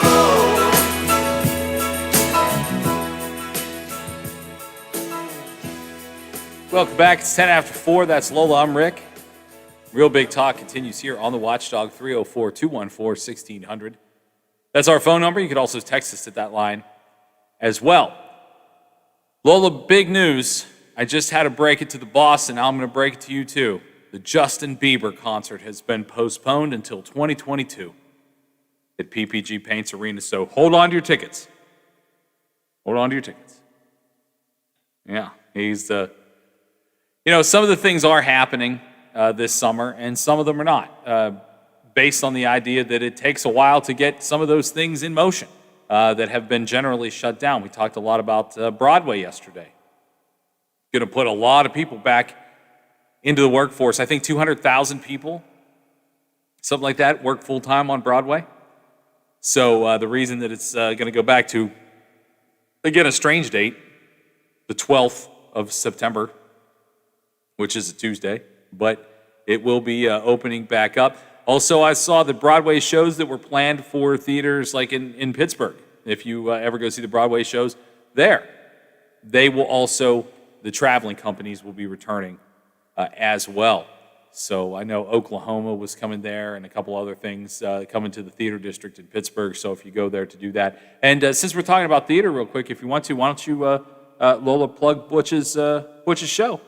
At Towngate, starting tomorrow. The performances on Friday and Saturday are at 8 o'clock at night.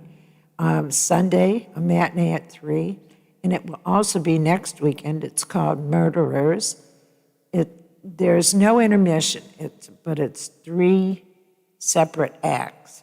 And it's over in about 2 hours. So, great for a matinee. Go take your mom out for like a brunch or something, and then go to the theater after and see a really great play. It's dark humor. It's really dark humor because it's about 3 murderers, self-confessed murderers, and, their story of how they became a murderer. So it should be really, really good. But yeah, the good news, theater is returning. People need culture. It's a great way to get culture. Going to the theater is a fun night. Look, I know a lot of people go, I don't want to go see. Look, it can be an incredibly enriching, enhancing experience. And theater and culture are good things to get in. And the theater departments and things like that in high schools are particularly important. So I hope that that continues, and good to know that people are going back to work on Broadway and theaters all around the country. We got a theater call? That'd be cool. We've never had one of those. Well, if you want to go to Towngate, you need to call Oglebay Institute and reserve your tickets ahead of time. And I think it's $12.50 if you're not an Oglebay member. So, still $25, you can have a great afternoon or evening out. Yeah, no, it sounds great. I'm glad that stuff is happening. Who do we got on the line there? Dan again. Dan, what's happening? Hey, is this show at the Towngate, is it musical? No, it sounds like it's probably just 3 actors giving their, essentially it sounds like it's monologues. Yeah. Okay. I'm going to go see that. But I have a, and this is the honest to God's truth. It's true. My daughter and I, back in 19, went to New York City. The college she was going to had a bus trip to New York. So we were down in the thing, like down in the city by Times Square, and they were selling these discounted tickets for $30. And they said this show is it's going to be a wonderful show. So we get into the show, and I sit in my seat. The music starts. I fall asleep. Of course you I'm watching the Tonys. It was called The Band Visits, and it won 13 Tonys. I couldn't tell you a thing about it. Oh, Dan. That happens. It happens. I got the T-shirt. I got the mug. I got the soundtrack. I couldn't tell you what the play was about. Way to go, pal. You have to go back. Open it up on September 12th. Well, it was like an old play, and it was I think it was a movie because I watched a movie at home. It was about a group of Lebanese band players that got stuck for a day in Israel, and how back in the 40s everything was, real tight between the Yeah, there was definitely a lot of tension there. Yeah, well, my brain's out of focus right now. Hey, I just want to let you know, I fell asleep. As soon as the music started, I went to sleep. Well, you got another chance to hit the theater this weekend, and I think that's cool that stuff's coming back. So go out and see a show, Dan. Well, we go up to Pittsburgh, up to Pitt, and we watch those plays those kids have up there, and they're really good. So I'm going to give this one a chance. Yeah. I've gone to his dinner theater before, and they're always real good. Yeah, it's a great chance to get out and enjoy the theater and get out. Yeah, and get out and do something. If you say you don't have anything to do, there is nothing to do in Wheeling. You're not looking. That's right. There's plenty to do. In fact, there's a whole entire Facebook group dedicated to what's happening every week in Wheeling. It's actually really cool. I follow it. So there's plenty of stuff to do, and it's coming back, which is great news. If it's just going to this cheerleader's car wash, or the basketball team's car wash, go out and do something. Support the kids. Yeah. All right, guys. Absolutely. Thanks, Dan. Take care. As much as I want to laugh at the idea of Dan falling asleep on Broadway, I am equally as guilty. We went to Toronto when I was a junior in high school, and we played hockey the night before. Then you get on the bus at like 6 a.m. Your parents drop you off, and we drive to Toronto, and we spend the day exploring the city. At least this was the idea, exploring the city, and then stay overnight in a hotel. The next morning, we get up and go to a matinee of Phantom of the Opera at the Pantages Theater, and then we come home. Well, that 6 a.m. bus trip turned into taking about 17 hours to actually get to Toronto because the weather was so bad. So we get there. Some of us may have been a little more mischievous than others, and after everybody got checked into the hotel and our teachers made sure that we were in our rooms, some of us that looked 18 enjoyed some of the finer points of the city and didn't get back into our hotel rooms till about 4 a.m., where, of course, they had us get up for breakfast, that kind of stuff. We get to the theater finally. I went to the Hockey Hall of Fame in the daytime, all kind of stuff. I was running on empty, and as soon as the chandelier comes crashing down, that was the last thing I saw. I was out. So stupid. Luckily, I did see it again. But I understand. Sometimes those things happen, and when I find myself in a cool, dark place, I just want to go to sleep. If Lola turned the lights out in here, you'd notice, because I would stop talking. Speaking of, we'll take our break here, and then we come back. We will get on a couple of other subjects. I'm trying to figure out which one of these things I find to be more terrifying. We'll discuss them both, and you can chime in too, 304-214-1600. This is The Watchdog. There's variety shows, and then there's, my variety show.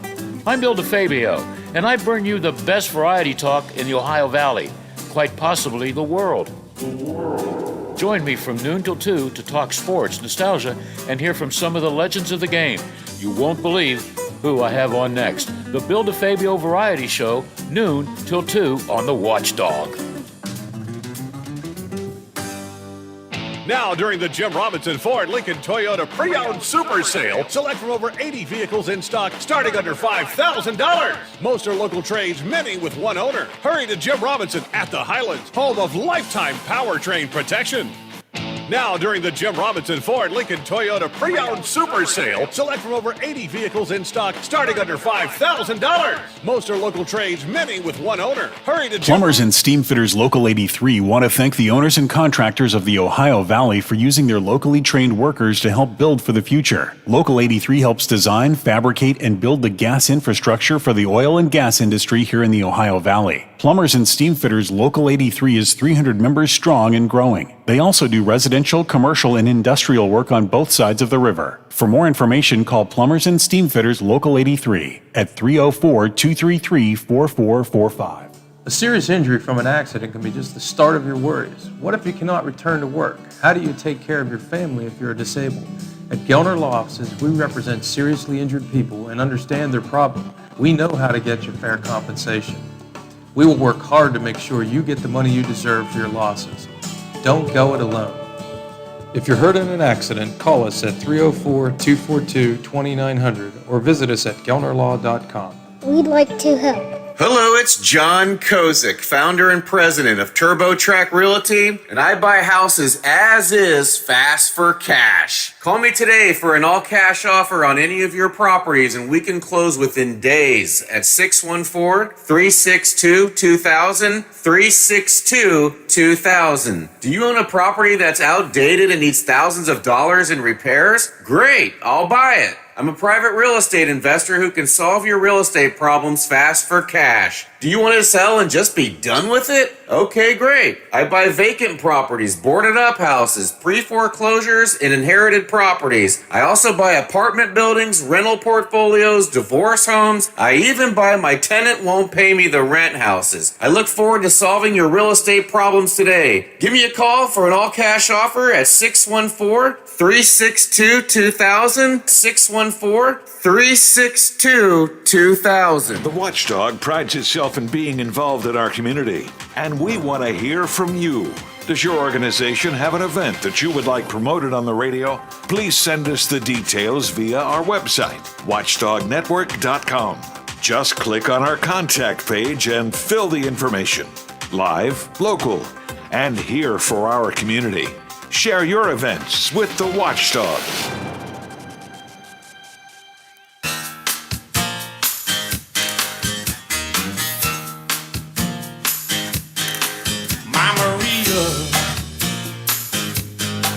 Don't you know I've come a long, long way? I've been longing to see her. When she's around, she takes my blues away. Sweet Maria, the sunlight surely hurts my eyes. I'm a lonely dreamer on a highway in the sky.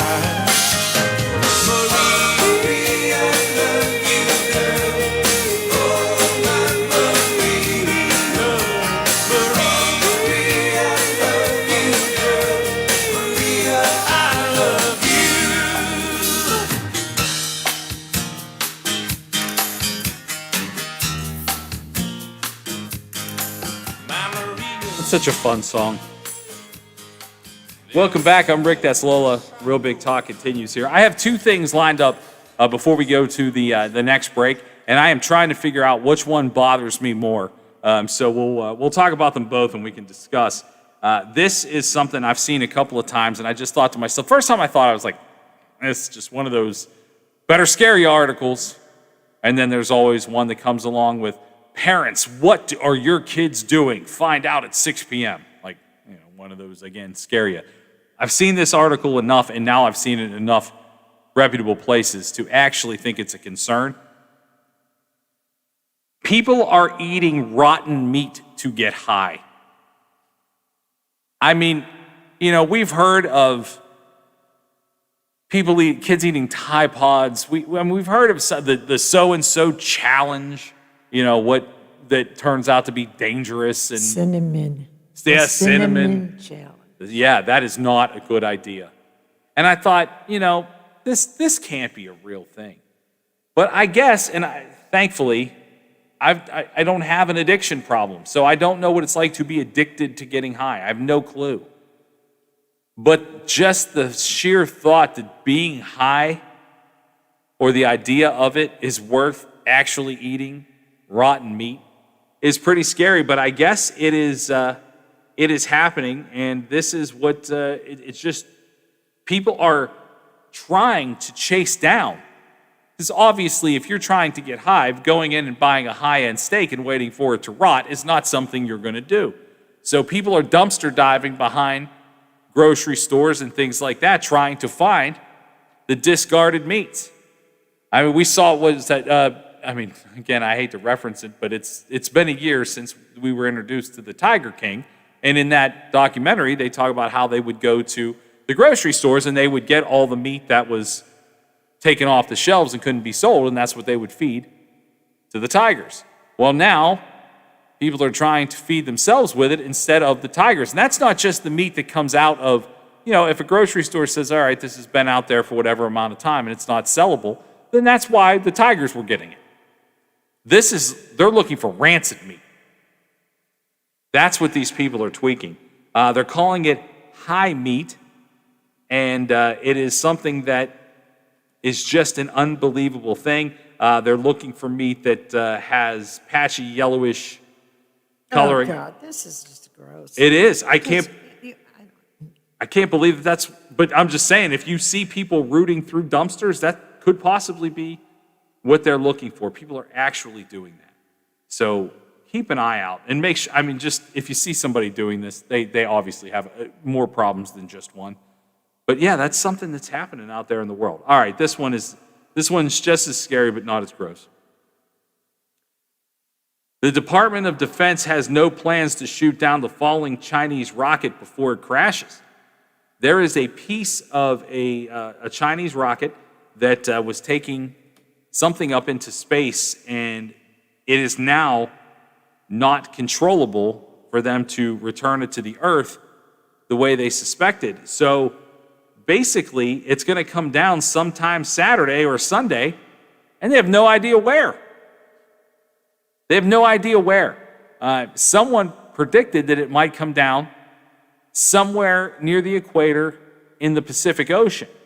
But now NASA is saying that so many different factors could happen between then and now that they really can't predict where it will land. I mean, they're tracking it. And I mean, do you not think of the movie Armageddon when you hear this story?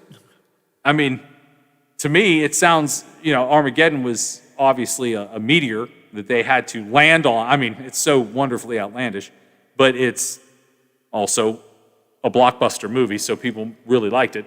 But yeah, they can't shoot it down. They can't wreck it on its way here. Assuming, again, you have to have a lot of education to figure out what to do with it, but in my mind, I'm like, well, just obliterate it, blast it into pieces. And then it would probably burn up as it, re-enters the atmosphere. But then again, that's just because that's what they told you in a movie. And that's how I operate on all fronts, is whatever I've learned from TV and movies. But yeah, I thought that was kind of crazy that they can't predict where it's going to crash. I guess, if it hits something on the way down, anything. I hope it's not a fishing boat. Well, yeah, but there's a chance it may actually hit land. I guess there's all the calculations that they could come up with say it could hit, if it hits other space junk, if it hits other things floating out there in the atmosphere, it could slow down, it could speed up, and it would cause the trajectory of it to be different than what they think. But stop and think. So it comes in, you can't get a bearing on it right away.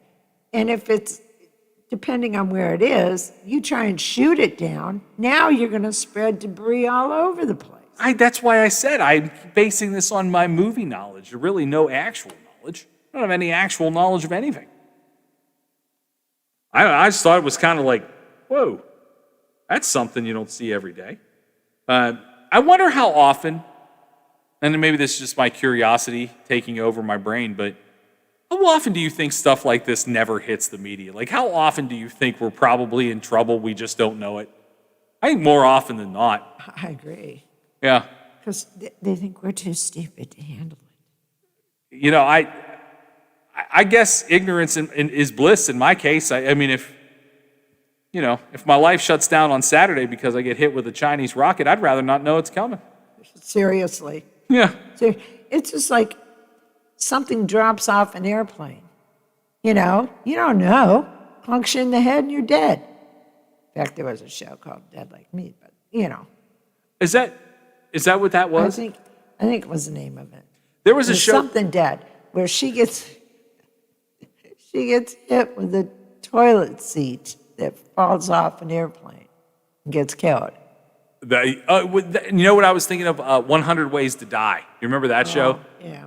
Yeah. This isn't that. But This was funny. Yeah, it was a comedy. Yeah, 100 Ways to Die was a different thing where they showed ways that people actually have died that you couldn't believe. But yeah, I guess kind of, for that episode, same idea.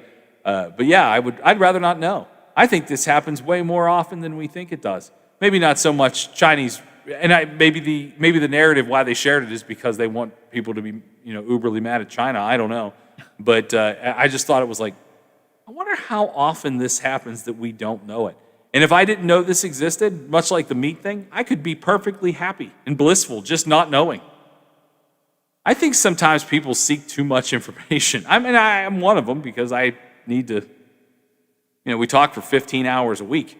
Having as much information as possible, it's not easy to do. So having as much information as possible is something that I need to do, but I could totally live without not knowing either one of these stories existed.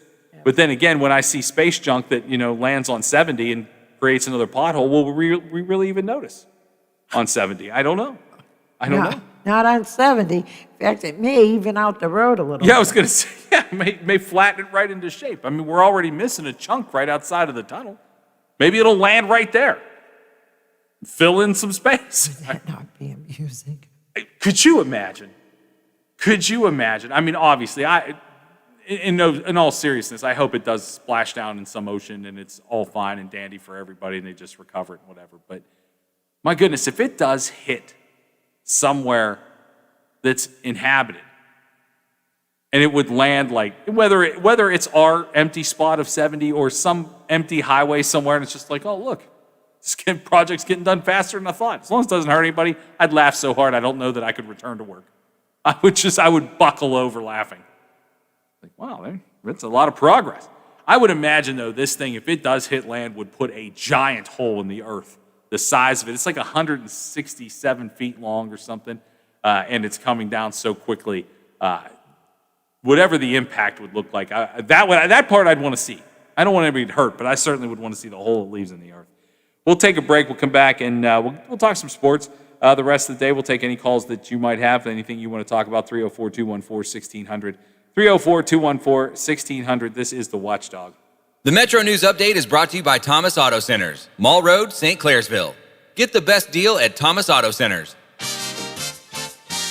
West Virginia Metro News, I'm Jeff Jenkins. Tragedy in Marshall County with the death of a 2-year-old girl. Authorities say the little girl drowned in Big Wheeling Creek Wednesday evening. She'd been reported missing just a few minutes before. Beckley Woodrow Wilson set to play in the state tournament this evening. It'll be an emotional appearance for the Flying Eagles. After this week's death of teammate Dwayne Richardson, the 18-year-old senior was shot Sunday and died a short time later. Woodrow plays Morgantown at 5:30 this evening. You'll be able to follow the game at WVMetroNews.com. Speaking of a vigil last night, Richardson's mother, Keisha Richardson, says she'll remember happier times with her son. I'm very thankful this last year, all of his dreams came true.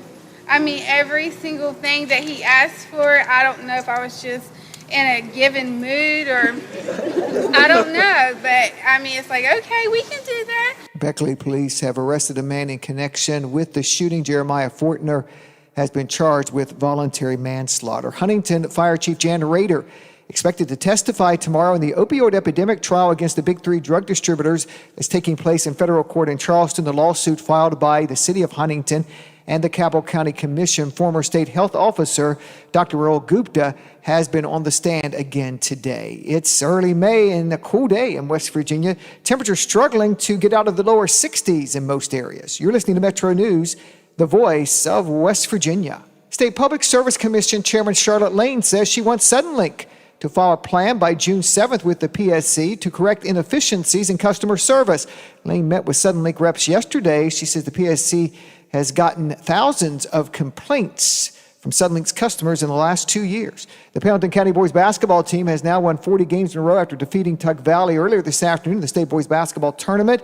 Pendleton County will now be in the single A title game. From the Metro News Anchor Desk, I'm Jeff Jenkins. AutomotiveMap.com presents the Sports Flash, powered by The Score on the Watchdog. I'm John Thayer. Washington Nationals back in action this afternoon as they host the Atlanta Braves. The Nationals trying to avoid a sweep by Atlanta. They've dropped the first 2 games of the series after winning the previous 4 entering this series. After this series, the Nationals will be on the road for 3 over the weekend in New York to take on the Yankees. Penguins are back in action tonight. They'll take on the Buffalo Sabres inside PPG Paints Arena in Pittsburgh. The Penguins are 35-16-3. Wizards are back in action tonight as they take on the Toronto Raptors. West Virginia baseball team got a win over Pitt last night, 8-2 the final. West Virginia now 16-21. Pitt is 20-12. Download the Score app today. Lightning fast sports alerts so you never miss a thing. I'm John Thayer with the Sports Flash, powered by The Score on the Watchdog. Sorry to interrupt your jams, murder mystery podcasts, or motivational beach noises, but we got something else you might like to hear. It's called cash. That's the sound of an extra $250 after your first 10 deliveries with Uber Eats. That's right, an extra $250 on top of all the other cash you'll make during those first 10 deliveries. If that sounds good, visit t.uber.com/extra250. Uber Eats, deliver with us. Limited time offer, terms apply. See t.uber.com/extra250 for more details. To remind pet owners that Progressive covers pets on our auto policy at no extra charge, we decided to make a really cute pet-themed radio commercial. Can you hear that, puppy? If you could see this, you would melt. I mean, just the softest fur. Oh, wait, he's trying to open this box now, and oh, the box is filled with kittens. If only there was some way you could see this. What a glaring oversight. Get coverage for your pets with an auto policy from Progressive. Progressive Casualty Insurance Company and affiliates. Coverage for cats and dogs included with the purchase of collision coverage. Plumbers and Steam Fitters Local 83 want to thank the owners and contractors of the Ohio Valley for using their locally trained workers to help build for the future. Local 83 helps design, fabricate, and build the gas infrastructure for the oil and gas industry here in the Ohio Valley. Plumbers and Steam Fitters Local 83 is 300 members strong and growing. They also do residential, commercial, and industrial work on both sides of the river. For more information, call Plumbers and Steam Fitters Local 83 at 304-233-4445. Does this current crisis leave you wondering how to pay your bills? Well, a lot of people are struggling right now. I'm attorney Tom McIntyre. Call me today to schedule your telephone or video conference meeting, and I will send you a copy of my new book about bankruptcy, When Bad Things Happen to Good People. Call 877-456-4155. Together, we will figure out what to do now and what to do when this is over. We will get through this together. Introducing our new redesigned 7 News app. Our new app features a sleek, modern design, an easy-to-navigate home screen with quick access to local news content, and a localized weather forecast. Subscribing to notifications is easier, and with one tap, you have access to recent push notifications. There are more ways to watch and find video. To get the new WTRF 7 News app, just update the latest version or download the WTRF 7 News app in your Apple or Google Play Store by searching WTRF. Most of us are faced with uncertainty every day. Your job, your finances, sporting events, schooling for your children, and so much more. With so much uncertainty surrounding you, there is one auto dealership that you can be certain about, and that's Doan Ford. You can be certain that you always get a great deal and the best service afterwards. Being in business for over 50 years has given Doan Ford the reputation of being a strong, reliable dealership. Be certain. Choose Doan Ford. Online at DoanFord.com. I'm not buying till I check Doan Ford.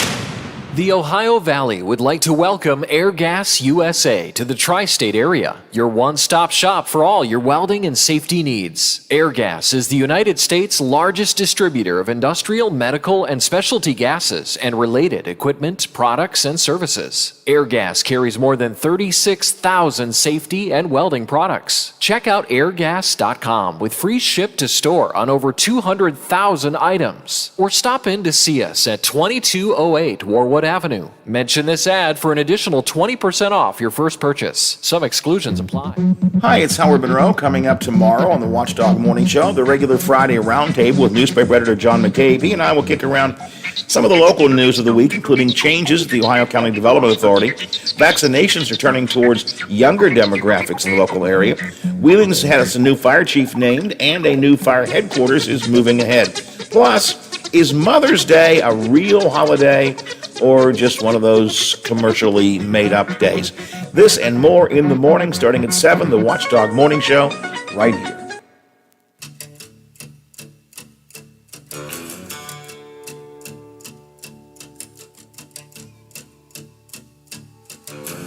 Lazy yellow moon coming up tonight, shining through the trees. Crickets are singing and lightning bugs are floating on the breeze.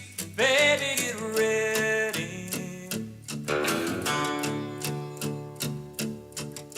Across the field where the creek turns back by the old stone road, I'm gonna take you to a special place that nobody knows.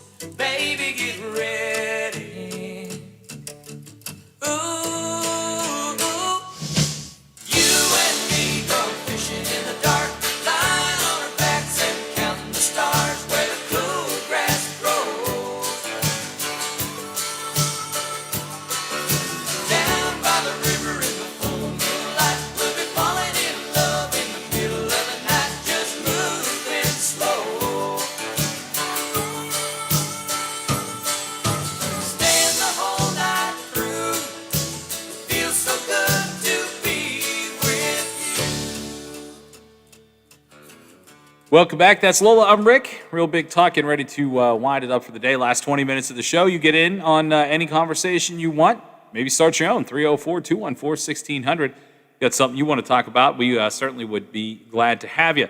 The Wheeling community is invited to swab for Ella Rose. We can't get this information out there enough. It's coming up on Saturday. Basically, what has happened here is a 3-year-old girl from our community needs a matching donor to cure her of a rare and life-threatening blood disorder.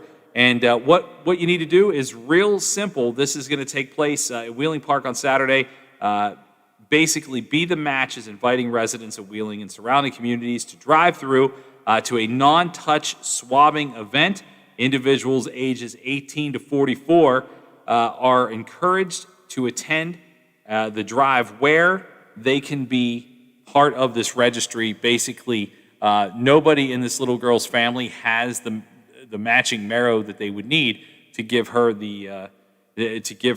what she needs for the cure. So they're going to ask that area residents give it a shot and try to do that. It's completely painless. It's just a swab inside the cheek. There's nothing to it, and I don't believe you even have to get out of your car to do it. So if you can, make an effort to stop by and do that. That's Saturday, the 8th, which is just right around the corner. And tomorrow we're going to talk more about that. Tara Cruz is going to join us and give us all the information. It's at Wheeling Park, 1801 National Road.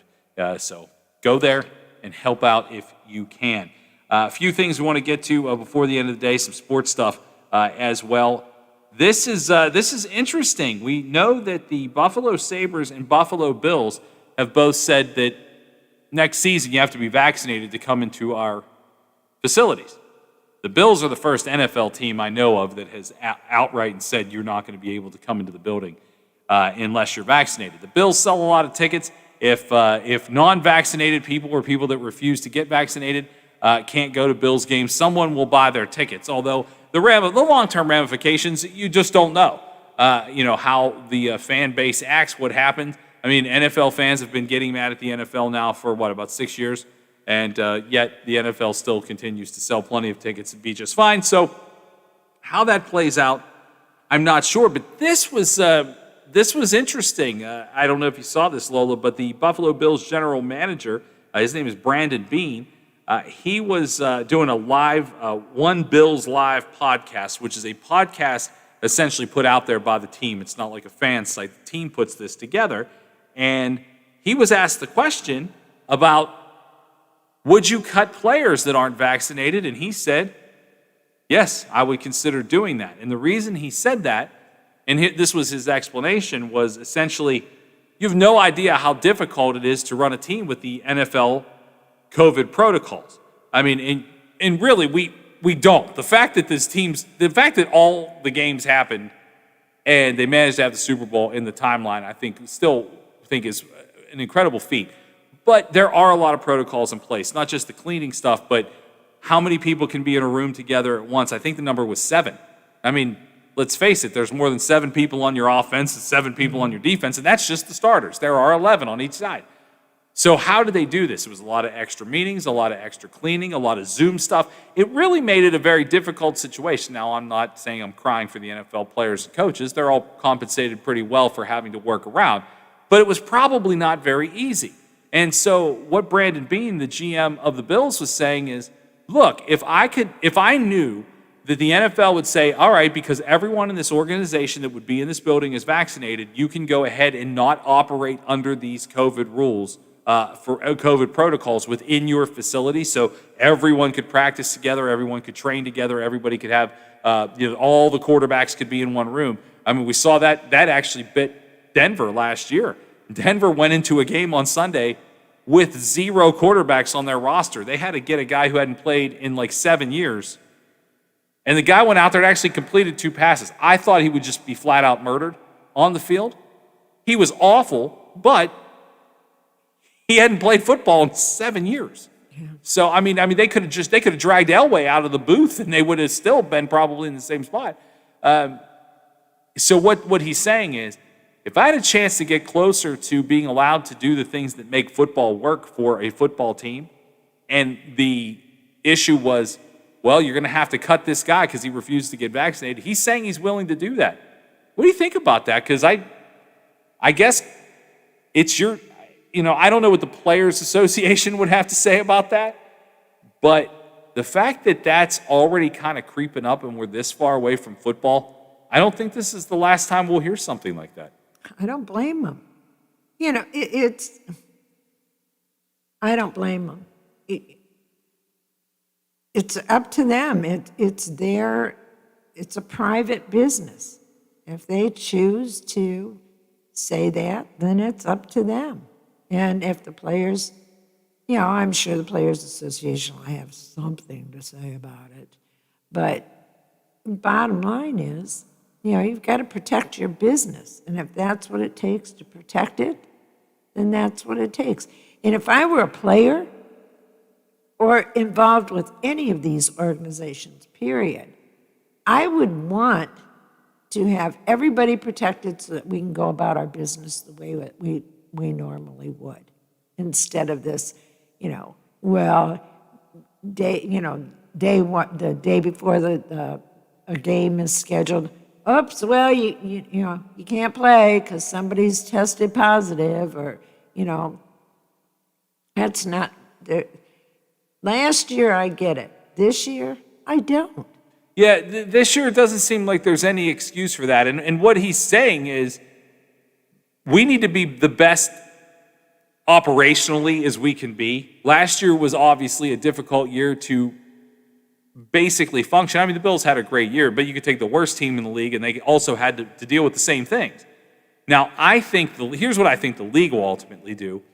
I think the league may, depending on the agreement with the Players Association, and that's really going to be the hiccup, but I believe the league might dangle that carrot. Look, if everybody in your facility, on your team, trainer to coach to anybody that would be in your facility, all can prove vaccination, then you don't have to operate under these rules. Yeah. That's the carrot the NFL could possibly dangle. And just so all the teams go, you know what? If you want to be on this team and you want to operate like normal, you're tired of doing this in the facility or not being able to come to the facility, if you don't want to sit at home on Zoom anymore, you want to actually be able to get out there and do these things, then this is what it takes. I think there's a possibility the NFL dangles that carrot and says, your organization can open up. I hope so. Everybody does it. You guys can all come to work as normal. No more this, no more that. I don't think it's an impossible dream. I don't think it's an impossible dream. What the Players Association has to say about it, again, will be honestly a big chunk of that. But, some players opted out of last season.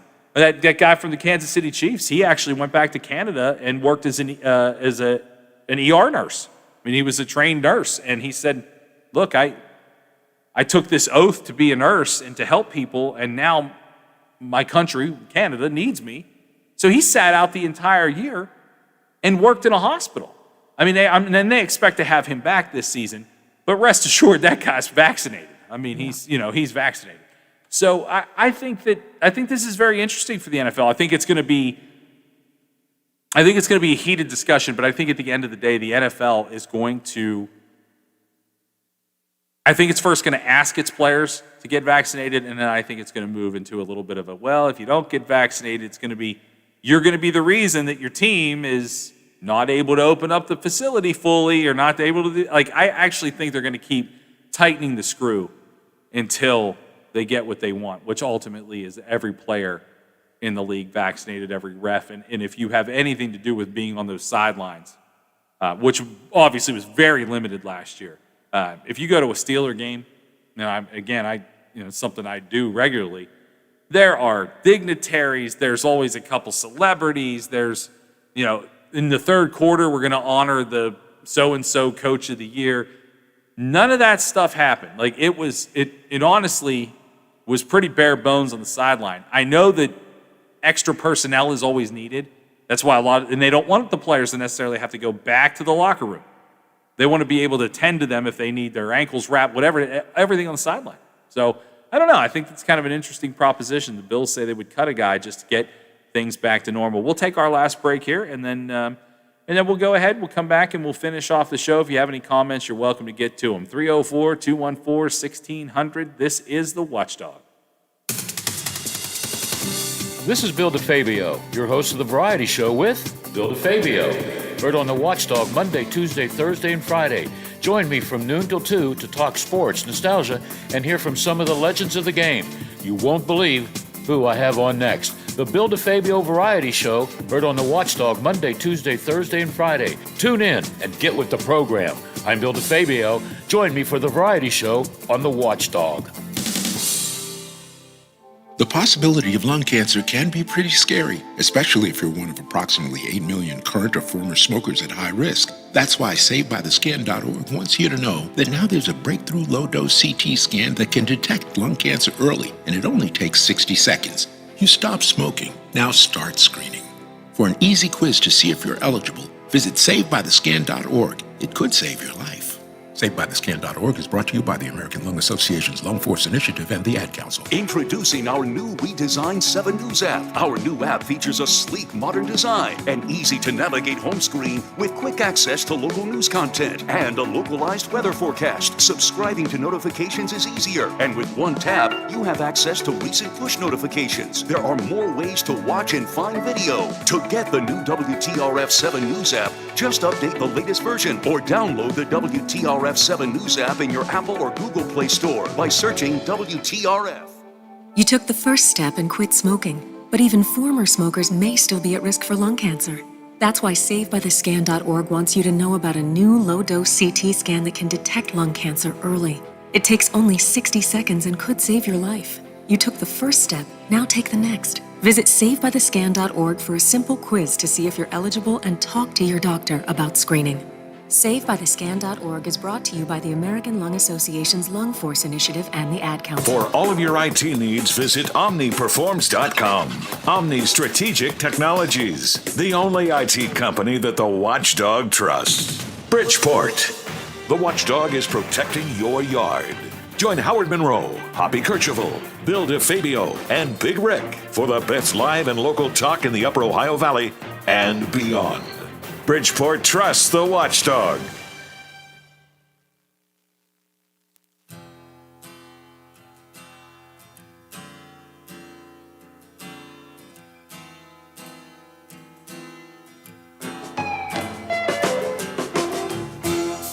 Crossroads seem to come and go.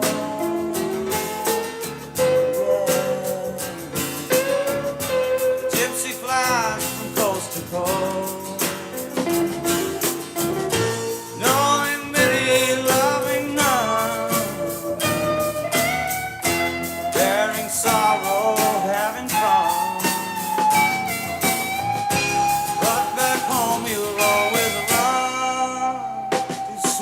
this love.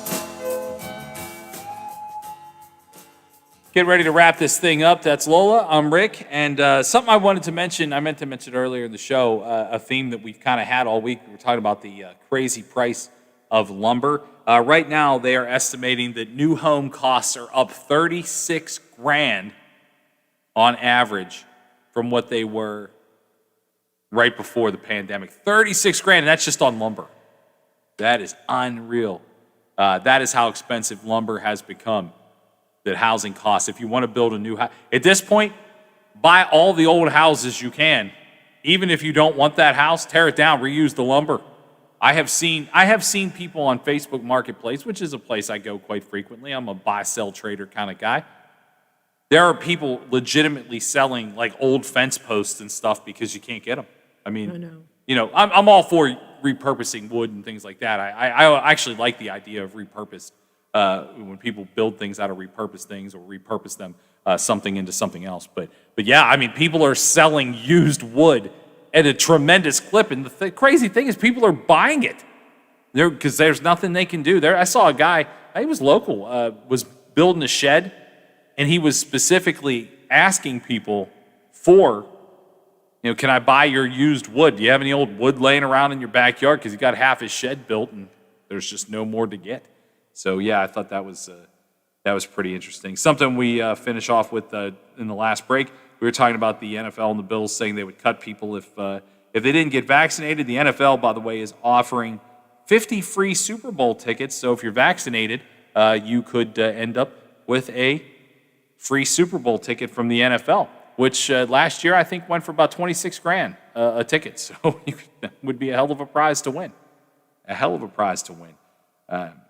Have you seen Terry Bradshaw's thoughts on Aaron Rodgers? Aaron Rodgers is still listed as the quarterback of the Green Bay Packers. There's one other quarterback on the roster currently, and that is Jordan Love, the guy that they drafted that really chapped Aaron in the first place. And if Aaron does not come back or go to camp or any of those things, what will they do? Well, the Green Bay is currently scouring for quarterbacks because they have to have more than one in camp if Aaron Rodgers doesn't show up. Even if they trade him, they still have to have other quarterbacks. You can't just go into the season with one. Terry Bradshaw, who has obviously been an outspoken person for many years, most of the stuff Terry says I tend to enjoy. I think he's interesting and fun. But he said, Aaron Rodgers, you're 38. Go retire and host Jeopardy. Terry Bradshaw was very outspoken about Aaron Rodgers the other day and called him weak for doing what he's doing. I mean, I get it. Terry Bradshaw doesn't get it.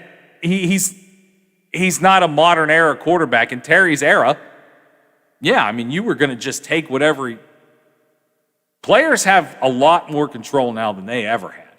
I mean, leaps and bounds. And again, I'm not here rah around the owners. I'm just saying that players are, I mean, look at the NBA. The NBA players are saying, I want to play here, so trade me here or I'm not going. The NBA players run that league. Yeah, they totally do. Absolutely nothing to do with ownership or coaching or the league itself. Yeah, no, nothing. And the NFL, they don't have it quite that good as the NBA players do, but they can decide where they don't want to play. Where they end up necessarily is a little different. But yeah, I thought that was kind of interesting that that's what Terry had to say. Looks like we are running out of time. So for Lola, I'm Rick. Tomorrow is Friday. We look forward to talking to you at 2 o'clock. You guys have a great rest of your evening from the Watchdog.